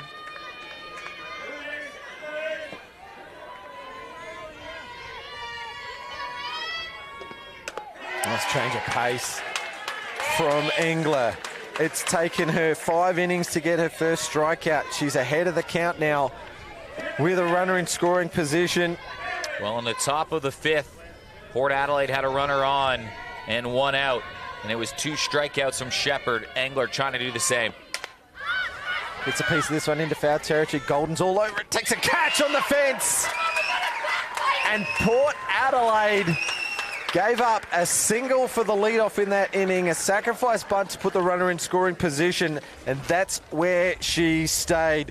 After 5 complete innings, we've got a tied ball game awaiting in the wings, Walkerville, in the grand final this Saturday night. And how fitting is it that it's tied? In the regular season, these teams, 2 wins and 2 losses against each other. They had identical records, 16 wins and 8 losses, only separated by runs allowed in the tiebreaker going Seacombe's way. South Australia in the last, 60 years has 2 national championships in the Open Women's. Both of those coaches are going against each other in this game right now in Bill Benedictson versus Ben Lucas. These teams could not be separated by anything less. We've played 5 innings so far. It's near identical score lines. The shoulda, woulda, coulda scoreboard's 1-1. The actual scoreboard is 1-1. It just can't be separated. Their runs against is 2. So in the 4 games they've played, 2 wins for Seacombe, 2 wins for Port. Port Adelaide have 11 runs scored. Seacombe have 9 runs scored. That's the only way that you can separate these 2 teams. As I said, waiting in the wings, Walkerville, they're probably going for Seacombe because Port Adelaide's got a winning record against Walkerville this year, 3-1, 18 runs to 8. So they've been dominant against the minor premiers this year, Port Adelaide. Yeah, and Walkerville just fleeced them 6-1 in the first final. Port Adelaide also a team that's been to the last 3 grand finals, won 1 of them. There's a legacy piece at play here for Port Adelaide. Callahan, a hard shot to the shortstop. It's a high chopping ball. And in time, great throw. I thought she was on her back, on her heels there for a moment, and then she fires that one across from shortstop and the first out. That was a great piece of play there. Sasha Woods had to sit back and wait for that ball to get to her. Kicked in a little as well. The throw over nice and hard and on tee. They'll be wanting a 3 up, 3 down here, Seacombe. They'll want Port Adelaide to start their 7th with the 9 batter. The 2020s in South Australian softball have been very much owned by West Torrens and Port Adelaide. Heading into this year, they were the last 3 grand final matchups. Now the ledger says 2-1 for West Torrens. The only way for Port Adelaide to level the score of who owns the 2020s is to win a grand final, to do it by beating West Torrens on their journey, and to win it from that 3-4 game to pick up their 2nd championship in 4 years, which would be the same as West Torrens. This is a legacy piece for this group of Port Adelaide in the finals too. Their premiership pitcher, Johanna Grauer, was a lights-out pitcher, shut-down pitcher, a Kath Coral winner. She could do it with the stick as well. No doubting Liz Engler. She can do it with the stick as well. But as you can see in this game, only the one strikeout puts the ball into play to the right side. At second base, Reagan Diaz with the out. I mean, what Engler's done, though, now is she's gone 13 innings and allowed 1 earned run. She's proven herself, hasn't she? She was part of that premiership winning team, wasn't she? She was. She was a defensive player. She played first base, I think, and in that year, and struggled a bit with the bat that year, but you can see how much he's settled into this community in general, Liz Engler. Well, back to your point here, Pete, if they get this 3rd out, they'll have 8-9 due up in the top of the 7th, whereas Seacombe have 1, 2, 3 due up here in the home half of this 6th inning. Yeah, I'd expect that, although she's hit a couple of strikeouts, I'd expect that pitching change to probably come at the top of the next, rolling into the 3rd time at bat. So I think they really want to finish one of these next 2 off so they can make sure that Port Adelaide are starting their 7th innings with the bottom of their lineup and not starting with someone like Golden, who's capable of putting herself on base very quickly. She will have another bat in this game, Jess Golden, and knowing that she gets to the plate, very good chance that Marcelino will as well. It's up to the bottom of the lineup, though, to make sure that Golden has a base runner to work with, though. That's going to be the difference in this game if Port Adelaide want to win. She's led off the 1st, 3rd, and 5th innings in this game, Jess Golden. Talk about lineup falling in your favor. Well, that's the key to success against Port Adelaide, is to not have runners on base or in scoring position for Golden, Marcelino, and Maslin, and Seacombe's been able to do that tonight. Golden tripled and Marcelino drove her home to start the game, and since then opportunities have been limited, other than that 4th inning when it was bases loaded, 1 out. And Regan Diaz helped get through a Geldof and Pitfield combination at the bottom of the lineup just to stay alive and keep it a 1-0 game. They tied it in the 4th. Both teams have had big defensive moments. Both teams have had a clutch play. Back-to-back walks for Montana Edwards. She's so steady in this game, which will bring up 9-hitter Geldof with 1 out. So that threat with Jess Golden due up soon. She'll be on deck for the next batter. Geldof put that ball out to the right side. Her last at-bat. Probably should have scored a run, Eric. You coulda, woulda, shouldas. Georgia Tompkinson making the defensive play of the game for the Tigers. Jess Maslin for Port Adelaide, who had an outstanding double play, catching a ball in a basket catch down the first base line. Back foot throw to 3rd double play. Hard hit shot to Mossman, who gathers the ball after blocking it pretty well. But Geldof was quick up the line and beats out the throw. Runners at 1 and 2 for the 9-hitter with 1 out. Well, Pitfield struck out the last time. She was up. 2 outs, yep. Just a bit unfortunate there. She's trapped the ball well, but she just couldn't pick it up. It stuck into behind her sort of front foot and got an awkward spot for her to pick it up, and Geldof was up the line too quick. This is massive. If Pitfield gets on base, Golden comes up to deliver a knockout blow.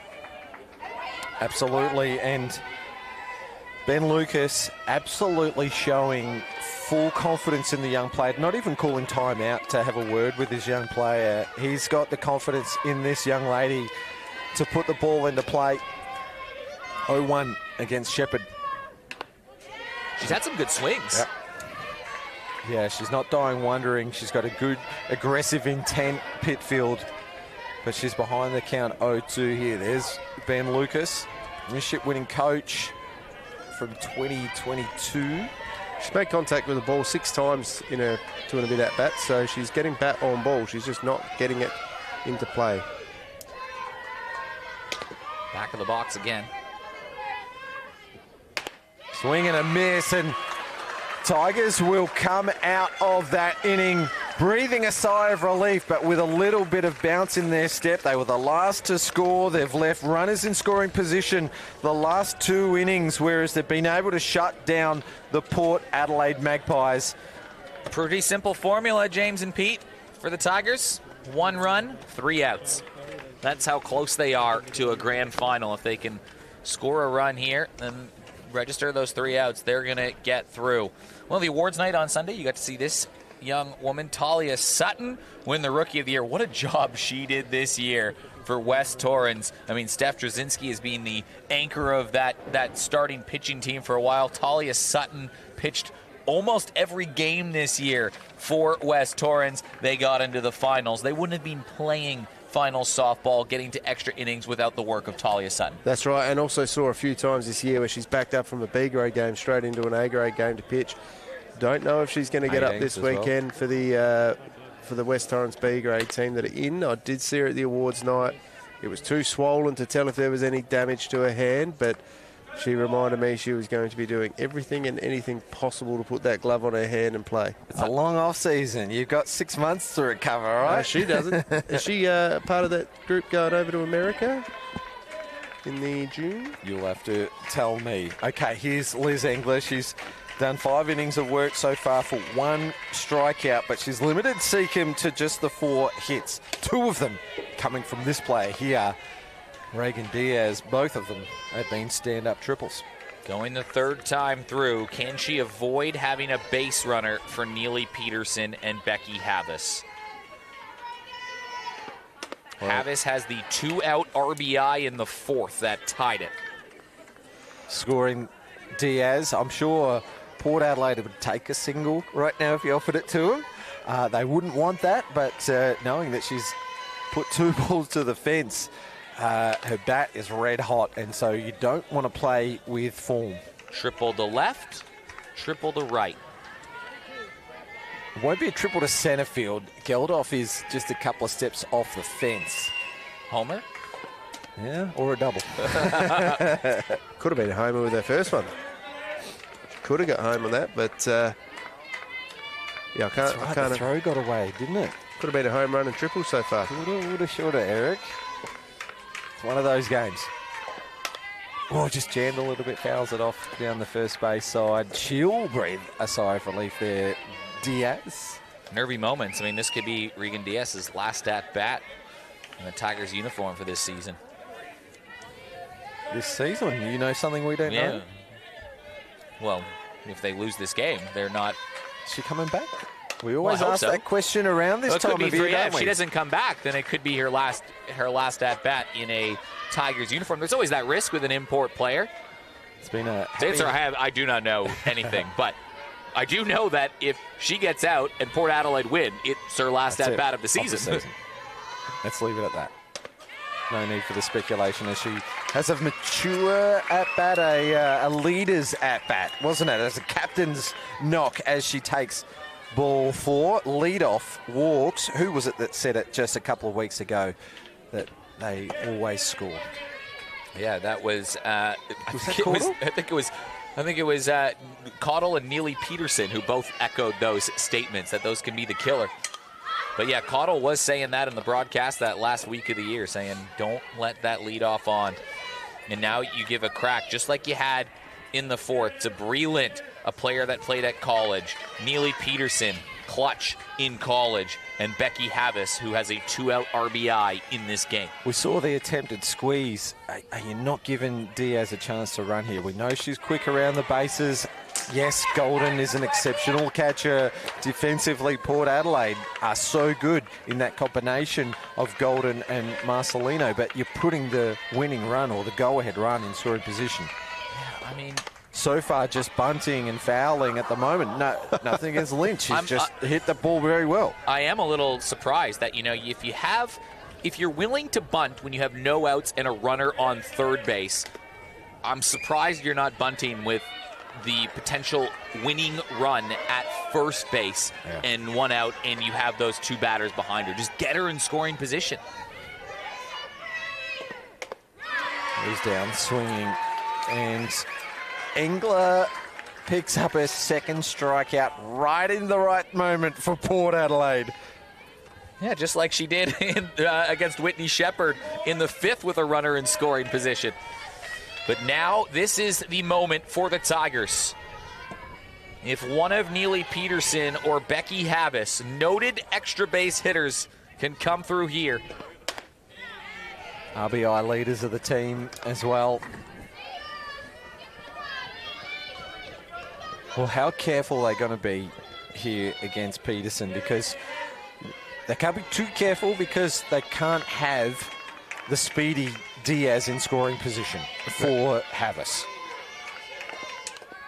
Remember she takes off on the pitch, so runner was going. Remember the last at bat, they pitched all around edges to Neely, and they couldn't quite hit one, gave her 3 balls straight off the top. Obviously, she ended up getting a walk there, but you're right. They don't want runners 1 and 2 with only the 1 out and Havis to follow. With the walk-off home run to win the ASA championship, accounted for the 5 runs they scored in the semifinals and the grand final. Had a 3-for-3 effort mixed in there too. Neely Peterson built for the big stage.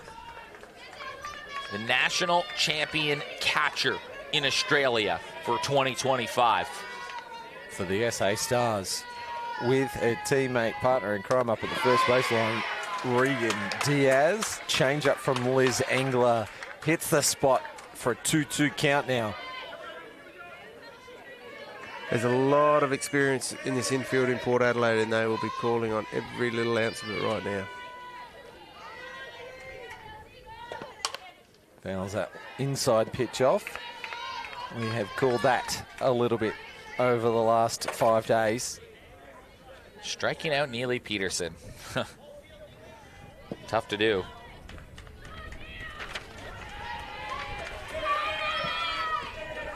Well, she's even in the count. Can we see one maybe up and out of the zone, or is Peterson just too good to not chase? This one's fouled off. It's coming towards the Jill Williams Pavilion, and Eric, that landed right above your head. Saved by the Jill Williams Pavilion. It remains mostly undefeated. I put faith in Mum there. I did not move a muscle, and I hoped it was not coming through. I just grinned and hoped. I prayed to the Jill Williams Pavilion, and it delivered again. Hard hit shot. It's going to be a double play as Peterson line drives to Marcelino. Diaz was 2/3 of the way down the line before it was too late. Let's go to the 7th Tide. Why not? Unbelievable. An old Port Adelaide coach, Butch Sims, used to always say, freeze on a line drive. And that's the reason why, because Marcelino threw her out by a couple of metres. Nice piece of the ball from Peterson, but right in the right spot was Marcelino. Maslin has now been part of 2 double plays in this game. That one was a little easier than the first one. The first one, she had to take the catch, make the throw. There, the stretch, and look how fired up she is. And, well, we just saw Seacombe with their top of the lineup go to work. It's going to be the same for Port Adelaide. They can try to put themselves in front in the last. We're going to go to the top of the 7th Tide, 1 apiece. If you said before that they were 2-2 through the minor rounds. If we had played a minor round game here, we would have been timing game right now. Yeah, 2-1. Yeah. This has been it's been an hour and a half. You're right. That would have been it. This would have been an extra one. So, I mean, if this does remain tied after 7 innings, just like the elimination final that West Torrens and Port Adelaide play, it will go to extra innings, and in that extra innings, there will be a runner that starts at second base. So teams have a bit of an advantage to see how they work through. We've seen extra innings softball in, I think, every finals series that at least I've been a part of, I feel like. I can't remember where there hasn't been one. Some grand finals, but in final series. Last year, the first final went to 9, and then the next 3 finals went to 5. Different story this year.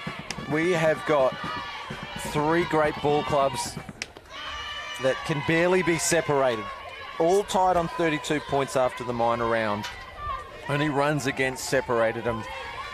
This would have to be one of the biggest at-bats we're going to see of the night. This could set up what happens. Golden gets under it and hits it high, deep to right field into foul territory. Diaz under it, takes a great catch, and will retire Golden for the first out. Gee, she's made up some ground there. Oh, She my. actually overran it. If you have a look, she ran past it and the wind dragged it back in as the ball lost speed, and she had to dive back to the grass, which is probably better than diving the other way. But to maintain, and the importance of that catch, I think, is showing exactly there in the effort from Reagan. Corey Davis, a surprise bunt last time up to bat. A lot of responsibility on the young shoulders of Chloe Davis. She was catapulted to 2 in the lineup late in the season, after Port Adelaide experimented with a few different players in that spot. Marcelino awaits in the on-deck circle. Swing and a miss. We'll see her go behind the count 0-2. There will be no surprise bunt this time round. Well, a team that scored more than 50 runs more than their next closest competition. The offense being the calling card all year, but today it's been the defense. 2 double plays have been turned by the Port Adelaide Magpies today. A lot of balls in play as well with the style that Angler pitches. And it has been a plucky effort defensively for the Magpies. A couple hits here, they'll be in front. Nice shot up the middle. Diaz again makes a good play. Fires it across to Havas for the second out, and she's playing some inspired softball. Yeah, that was awesome. She moved very quickly to the right, got the ball in the glove, and fired that throw across. As much as she made the ground to the right, the throw had to be spot on and was nailed. It was perfect. She's had a good first 2 outs here in this innings. Handy batter to come in now, though, too. Can put herself well and truly into a spot on the diamond. The Triple Crown winner, the hitter of the year. It's Whitney Shepherd's second time through. Diaz, 5 strikeouts in her 4 innings of work, but she also made a defensive play. She's made 3 great defensive plays. And 2 at triples. Second, hit 2 triples. Pitched well. Pitched well, fielded well, batted well. Has been an influential player in this game. Here is Brie Marcelino, who ripped that ball to third base. It scored the first run of the game.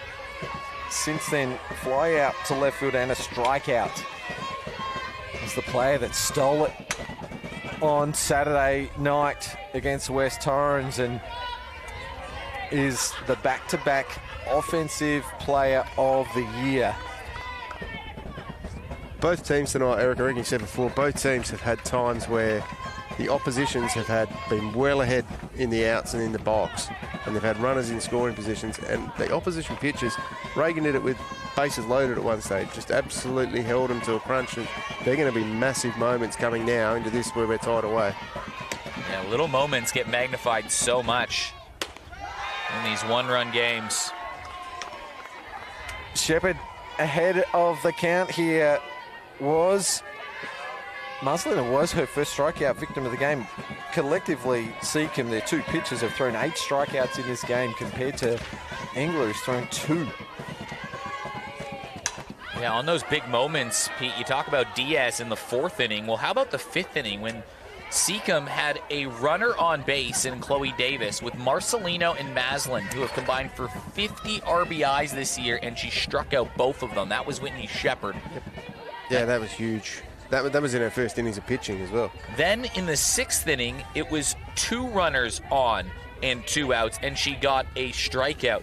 Seacombe have threatened in each of their last, Port Adelaide, have threatened in each of their last 3 innings, but they haven't been able to knock the doors down. And on the flip side, you look, there's been times where Seacombe have had a good start in the first couple of batters, got runners onto base and that sort of stuff with none-out quick runners as well. 2 double plays from Port. Bang, done. Like, both teams have played some excellent defense or got some timely pitching to keep this a minimal scoreline. That pitch just missed, probably down and away, but Peterson behind the dish gave it a fist pump, said good pitch, full count, payoff pitch, hard hit shot to left field.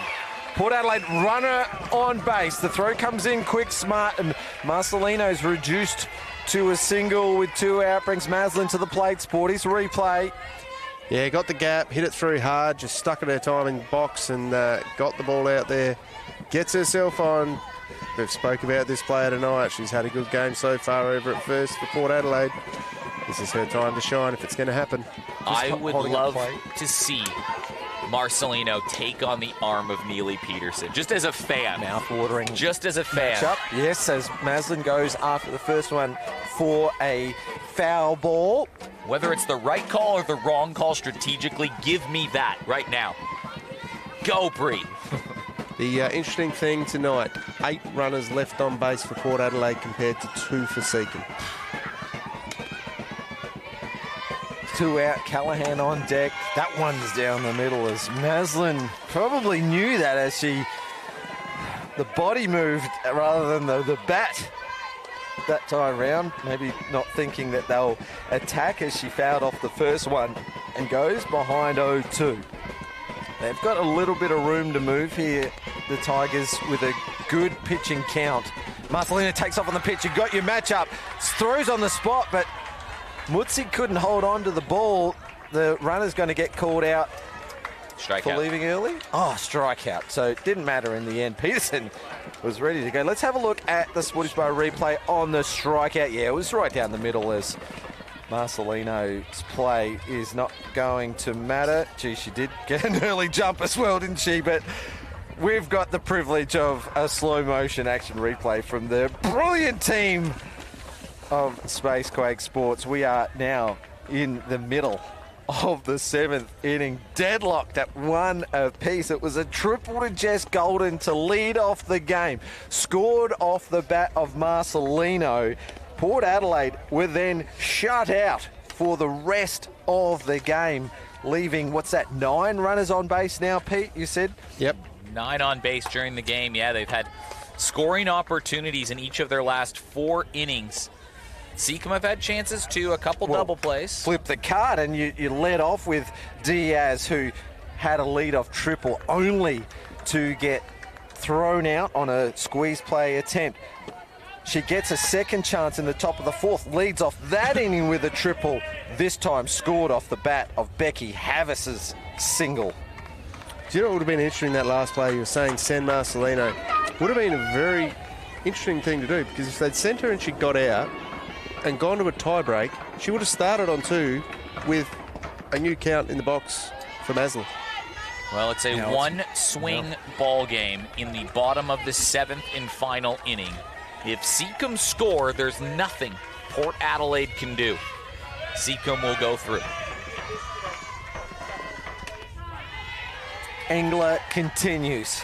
She threw 8 innings on Saturday. She's gone the distance tonight. So her 15th inning of work.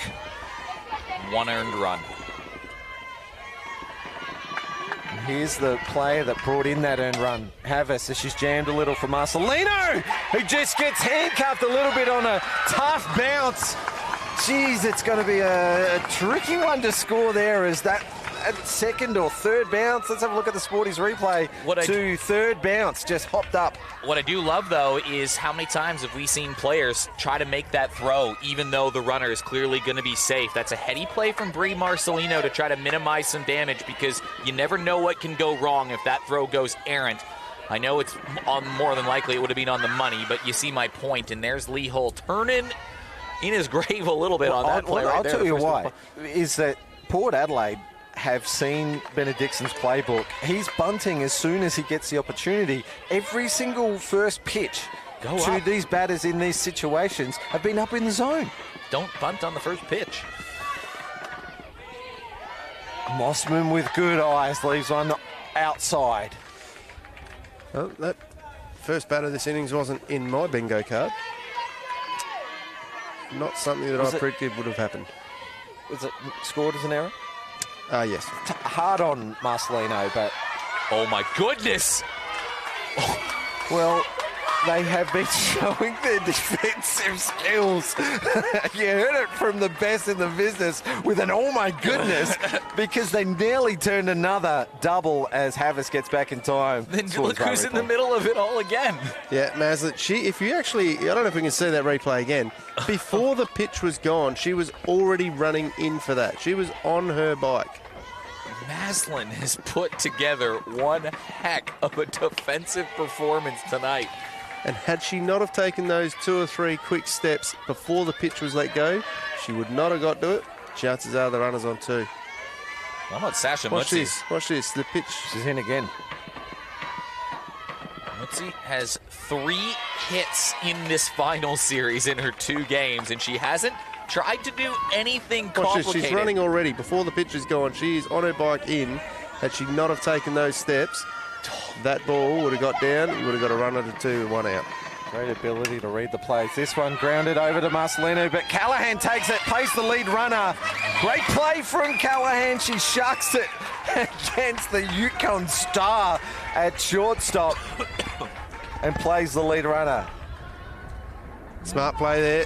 She's cut it across in front of Marcelino and said, out my way, I got this one. Taken the ball almost at shortstop and got the play with momentum. For Edwards to be there on the spot. Earlier in the game, it was a club. Hard hit shot from Dolman out to the left side. So a single from, well, she was their head coach at the start of last season before she took a maternity break. And well, this is it. They are a swing away from going to a grand final, and it can come from a hitter that is 323. If you intentionally walk Whitney Shepherd with a 323 average and a rookie in Hannah Cameron due up? I would. I would too. Strikeout victim was England's first strikeout victim. I think you walk her. But a 320 batting average for Shepherd, so she might be due statistically for a hit. And you have a rookie who's batting 9 due up. The runner on first doesn't matter. This runner doesn't matter. You pick your poison. You just can't allow a base hit. Yeah, miss hit or a blooper, though, will score a run, whereas not. I think you back your defense, though, and you back your catcher. Tough decisions to make either way. One swing, they're in the grand final. Pitcher on pitcher as Engler puts a second strike on Shepherd. Went down looking last time, surely not this time. Port Adelaide need an out to take it into a tiebreaker. Seacombe need a ball on the grass to win it. Swing. It was a half a swing on the outside edge. Great pitching from Liz Engler, who has thrown 3 strikeouts in this game, 2 of them against Shepherd, and that one to take it into extras. One of the strikeouts with 1 out and a runner in scoring position. One of the strikeouts with the game-winning run at second, and her other strikeout came in the 6th inning, again with the speedy Regan Diaz on base. That has been, it's not that's quality over quantity right now for Liz Engler, who has now pitched 15 innings with 1 earned run. And will pitch her 16th inning in the bottom of this inning here. Let's have a look at the way that Seacombe will line up defensively. Now, I remember when the tiebreaker rules were starting to get a little bit... coaches were playing with them in the 90s, you know, maybe bringing in that outfielder to cover an extra infield position. Fielders can go anywhere they like as long as they're in fair territory, right? Except for the catcher, of course, who's got to be behind the plate. But, you know, do you make that risk, play with the two outfielders to make sure that third base is covered? Now, I'm not giving anything away.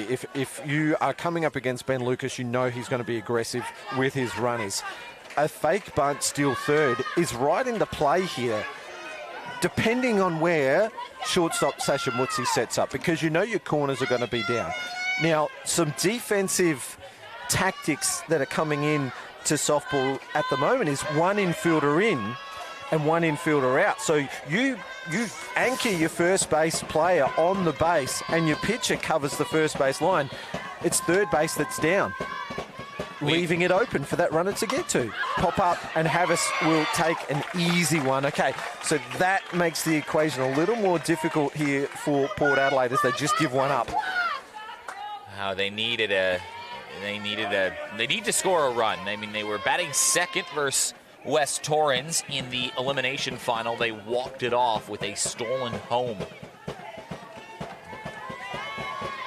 Gotta score one. Maslin on 2.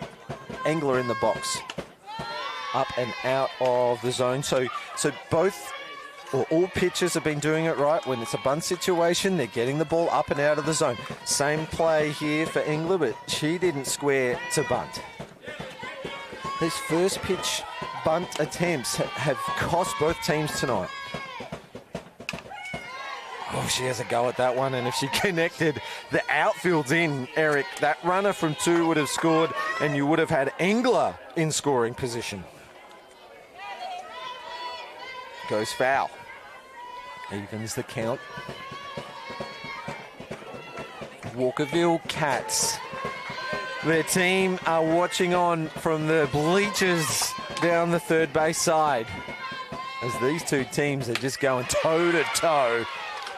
Well, on one of the very first pitches of the game, Jess Golden hit a triple, and she scored not too long after. And ever since then, Port Adelaide have left 9 runners on base.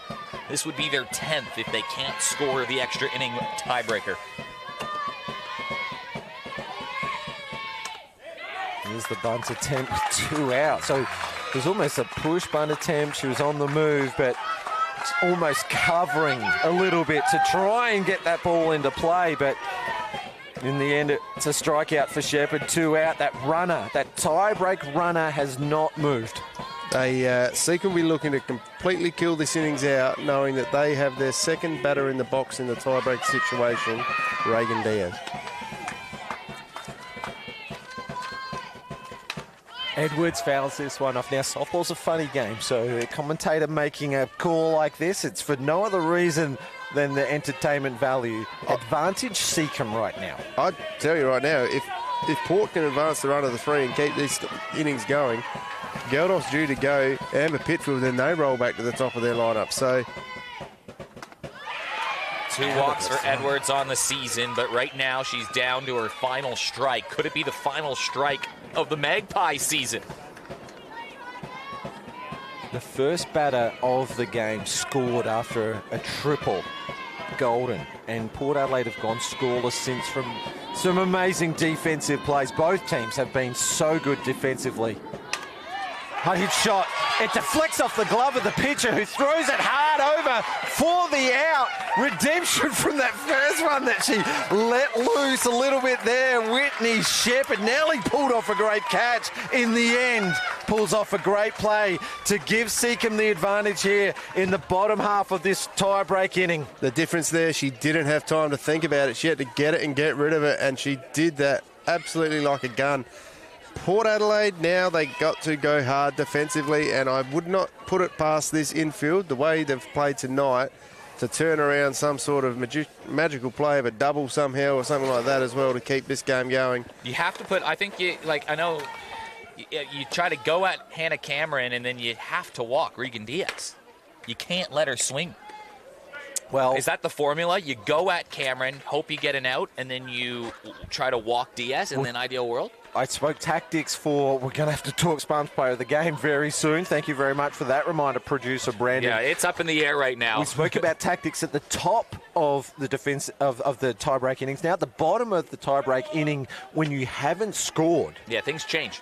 that runner on 2 is the only runner that you care about. Now, as you said, rookie, batting 9, up to bat, you're going to attack her, which means that you risk her getting that bunt down. Well, Hannah Cameron, I said at the beginning of the game, it could come down to a swing from the number 9. Number 9 up to bat. Rookie, nominee, Hannah Cameron, bunt laid. Perfect bunt as the throw over to Edwards had to be perfect, and that would have been in the back of the mind of Callahan. She's a national champion herself. She made a great play here on the Sporties replay. Reagan Diaz. Intentional walk here. Ben just come out. No hesitation. Well, don't forget, though, Port Adelaide won off of a stolen base from third. So even a ball in play, some aggressive running from third could be in the play. We saw it in the first inning when there was no outs, runner on third, and Bill Benedictson decided for a squeeze play. So we'll see what happens with Bree Lint, the same batter who was the center of that, up to bat now. Outside edge, and Lint sweeps over the top of that one. Just a question. Are you sending Reagan to 2? Doesn't matter. They won't make a play at it. You say they won't make a play, but it puts her in a position that if something happens and the girl on third gets out, you've still got someone there. Position. Yeah. I don't think you can, or do you not want to risk the out? Because the run doesn't really matter, right? You risk a throw going over to centre field and that runner scores. I don't see them. There's no way you're making a play. They're not making a play, which should get her to a scoring position. Ball into play this time round goes to Marcelino, and Diaz will get to 2, but you're not taking on Brie Marcelino as she gathers that one up, checks the runner at 3, and we've got the second out for Neely Peterson. You're probably going to see another intentional walk right here as Ben Lucas wants to discuss this one with his lineup. Let's go to Neely Peterson's at-bats tonight. A line drive to shortstop, a base on balls, and a line drive to shortstop. She's put the ball in play every time. Becky Havis, though, has the 2-out RBI to tie the game, so it's kind of pick your poison. Now, I would intentionally walk Neely Peterson because she can smoke the ball. But that is the discussion. There's so many layers to this right now. I think you just get the force out. You put the runner on, you open up some different avenues, and you go against Havis rather than Peterson, who has a even longer track record terms of Peterson. Just checking here. We think there may be a 1 intentional walk per inning rule. Yeah, but you can intentionally walk the old school way. It just means you can't point to first. The risky part then is if one goes wild, right? 2 out, we've got a pitcher courtesy runner. So the runner on 3 is now Bianca Pash. So another young kid gets the job. You're pitching fine though here, right? If you're Liz Angler, like you're grooving nothing. Oh, my goodness. Should just create a bit of tension here. It'll be like a 12 pitch at bat or something like that for Neely. She's walked off before. Did it in college, can do it in Australia. Right here. 1-1, 2 runners on. Second runner doesn't matter. Oh, that scared us a little bit. There is the lights behind us went out. Not this diamond. High. Oh, and it hits the runner in foul territory. If that runner got the lead off into fair territory, she would have been out, but that's the fortunate thing about running from third. We'll have a look here on the Sporties replay, is that they are out of play. Ben's going to ask the question here. Outside the line. Oh, that was tight. Well, what do you do now? She's a courtesy runner. Is it a substitution if you bring a courtesy runner out who's injured? She's right. She's smiling. She's not injured. Are you going to risk it? They're probably glad they didn't have Whitney there right now. Well, Peterson has hit that hard. Now, best case scenario for Port Adelaide is they get out of this and we take it to a 9th inning. Anglers in a 16th inning of work in 5 days. It's high in the zone and it goes foul. The umpire this time's in the firing line. Mike Bendel does well to get out of the way of that one. 1 strike away from a 9th. 1 swing away from a grand final for Seacombe. This pitch is a little bit of everything. Michael Bendel said he's going to stand inside the field of play. He feels safer. Here we go. 1 and 2's the count. There's 2 out. There's 2 on. We're in the bottom of the 8th in a tied ball game. Outside edge. Nice pitching. Great job from the catchers in general in this game today. Yeah, not many pass balls, if any, that I can think of. Here we go again. 2 out, 2 on. 1-1 ball game. Hard hit shot deep into foul territory. And both Walkerville and Port Adelaide pitched pretty well to Peterson in the last 2 games. The amount of pitches that have gone on the inside that haven't done too much damage, they've only caused a lot of foul balls. 10 extra base hits on the season for Peterson. This one's in the dirt and a great take from Golden. A game-saving block from the catcher. Again, it's okay if this is a ball. 3-2. A ball will just put a force on, which would make things easier, you would think, in theory, for the Magpies. The only thing now, and I know I was on the intentionally walk train, is that you cannot walk Becky Havis, or it's a literal walk-off. It has to be in the strike zone. Well, here we go. We've got another courtesy runner, this time for the catcher. We've got number 95 coming in. This is Tash Mays. Well, Becky Havis has been on twice today. She has an RBI with 2 outs to tie the game. She, the one woman that stuck with the club when they didn't have a team in the A grade, has a chance to send her team to a grand final. Is it a storybook ending for Becky Havis?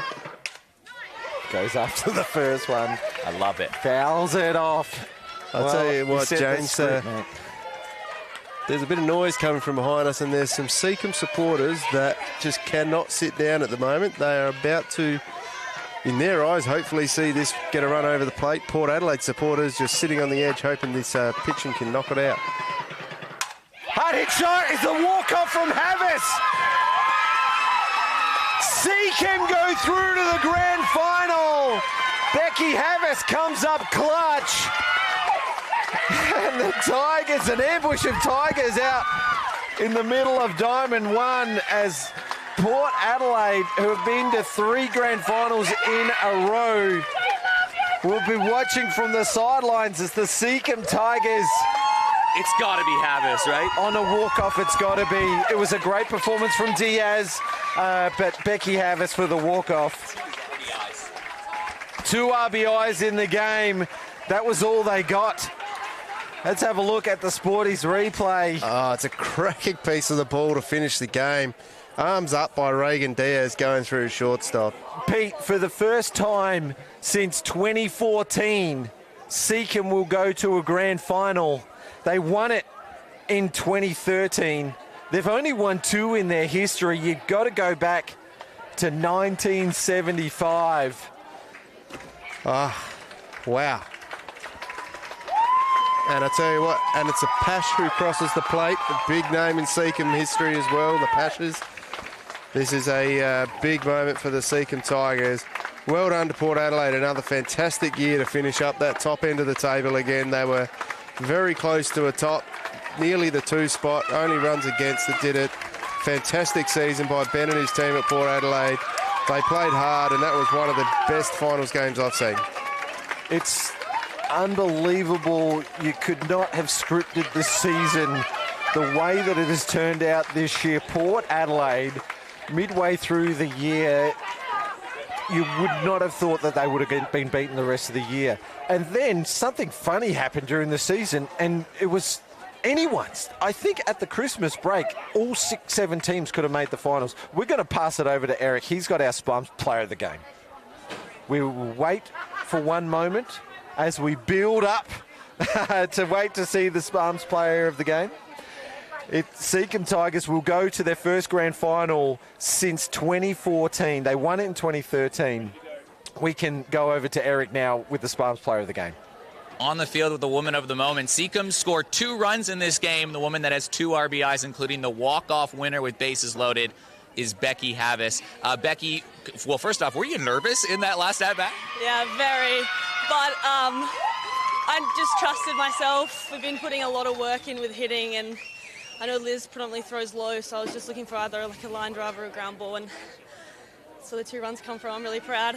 Look, you were on the ropes in this game. I mean, they scored the first run, then in the second inning or third inning, whatever it was bases loaded, 1 out.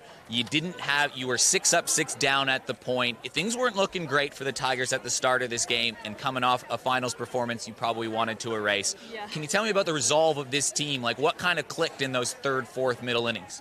We all have each other's backs, and we all know we're competent, so it's just a matter of it all coming together, and I think losing to Walkerville really hurt, and so we were going to come out and really show ourselves, and we did, and it was just such a good game. I'm so proud of all the girls. I feel like it was really poetic because you had the RBI that tied the game and then the RBI to win the game. Now we can circle back a few years ago where Seacombe didn't have a team in the Premier League. All these other players, they decided, and rightfully so, they went to other clubs to keep playing in A grade. You decided to stay. You played B grade that season. You've come back. You went through a couple tough seasons, just missed finals last year. Now you're playing for a grand final. My first question is, why did you decide to stick with the Tigers when it would have been pretty easy just to say, I'm going somewhere else? Well, they're like family, and so leaving's really hard. And the year we didn't have an A grade, I was going to leave and come back, but I made a pact with the team that when we get an A grade back in, I'm coming back. But you know what? We had a really fun season. I think that's what set us up for success in the last few years. Although we haven't got to finals, we've definitely been really competitive. And then, yeah, like it all just shows tonight. Like everything's just come together. I'm so proud. And then, so what does that mean to you, Becky Havis, to be the one to have that RBI after sticking with the team to send your team to the grand final?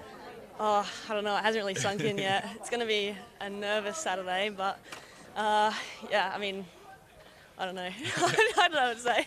Well, you've got to face Walkerville in round 2 again. You are the Sparms player of the game. You've got a Sporties voucher there. I know you're modeling all those sleeves anyway, so you might miss out on that one. But Becky Havis, congratulations, and we'll see you on Saturday night. Thank you so much. Thanks, everyone. Back to you guys. Becky Havis, the Sparms player of the game. 2 RBIs in the game. The hit to tie it, the hit to win it. And the Seacombe Tigers are going to the grand final against the Walkerville Cats in just, 3 days' time.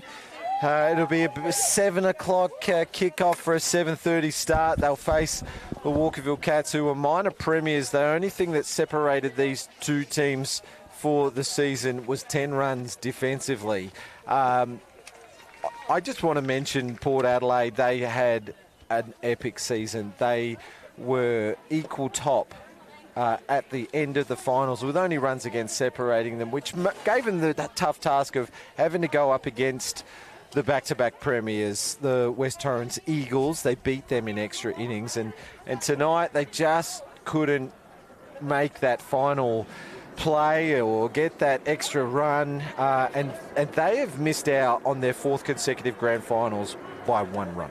Yeah, and a team that hadn't made a grand final ever before, and they've been on this epic era, and you know that with the core that they have, they're going to be right back in the mix next year. But pretty cool that we have a grand final of 2 teams that weren't in the finals last year. It's the 1-2 again. What I do love about this game is that for as much talk as there is about Peterson and Diaz and Shepard, the imports that have obviously made a big difference, and in this game, I love that it was the South Aussie that just stuck with it that sends them to the grand final.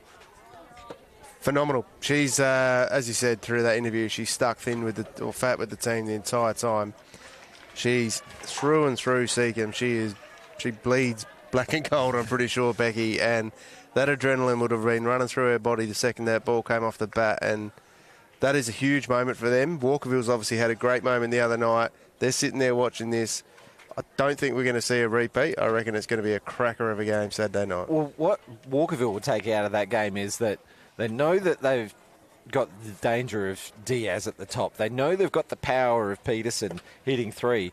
Now, this just adds a little bit of something in the back of their mind. There's a little bit of extra pressure in that batting lineup all of a sudden with Becky Havis coming up clutch in 2 of her 4 at-bats. I think it also shows a lot of resolve from the Tigers, too. I mean, 10 runners left on base from the Magpies. There were so many times the Tigers probably could have let this game get away. But, you had that great play from Mossman over at third. You had that great catch from Tompkinson over at short. You had a nice catch from Becky Havis on a bunt. You had some big strikeouts when it mattered from Shepard and Diaz. How about Diaz's play at second? Mutsi made a great play over at shortstop. Every single player in this lineup defensively had to make a big play to contribute there, and they did it under pressure. That's a gutsy, resolveful win from the Seacombe Tigers. Saturday's game is going to come down to the team that brings the bat. Walkerville and Seacombe, both at different times through the year, have had games where opposition teams have just jumped and got on top of them. They've not been able to hit, and they've lost the game early in the first few innings. These teams, both of these teams that are playing the grand final, have had those moments in the year. Walkerville definitely brought the bats the other night. Seacombe's brought some bats tonight. If they both get hit, and it's going to be a cracking game. If one team doesn't bring the bats, that could be the quick start that the opposition need. Walkerville's bats on Saturday just didn't stop. Lux, King, Robinson, Smith, Roberts, they're just so potent up the top of their order, and they made Seacombe pay with the way that they were aggressive. And tonight, Port Adelaide were aggressive. They left more runners on base. Seacombe need to be as good defensively on Saturday as they were tonight to have a chance, because they're not going to score 2 or 3 or 4 against Caudle. It's got to be a 1 or 2 run game. This is the blueprint. This is the game they need to win. We have had a brilliant night. Can I just say, James, just quickly, Roo, where everyone can see that, Roo Weaver, he's the man, the legend of West Beach. He's out there getting the Diamonds prep for Sapsaza tomorrow. Yep, the school competition, 50 teams are playing here for the remainder of the week. The future of our sport. In the absence of the state manager being on parental leave, he has absolutely stood up once again, 60-plus years of service. That's why the Volunteer of the Year Awards are named after the man. Look, speaking of people, and indulge me please, if you're still watching at home, there is a volunteer who's watching from home tonight that normally would have been here. Anthony Weatherstone, mate, another brilliant year for the Adelaide competition this year. You've done amazing picking up the coordination of the commentary and the live stream due to different circumstances, let's just put it that way. Thank you so much for your work throughout this year. I hope to hear you call this weekend. If you're not, mate, best wishes to you, and get well soon. For Seacombe Tigers, in 3 days' time, 72 hours, they're going to be in another arm wrestle, and it'll be against the Walkerville Cats. See you then. Come and watch the best competition in Australia.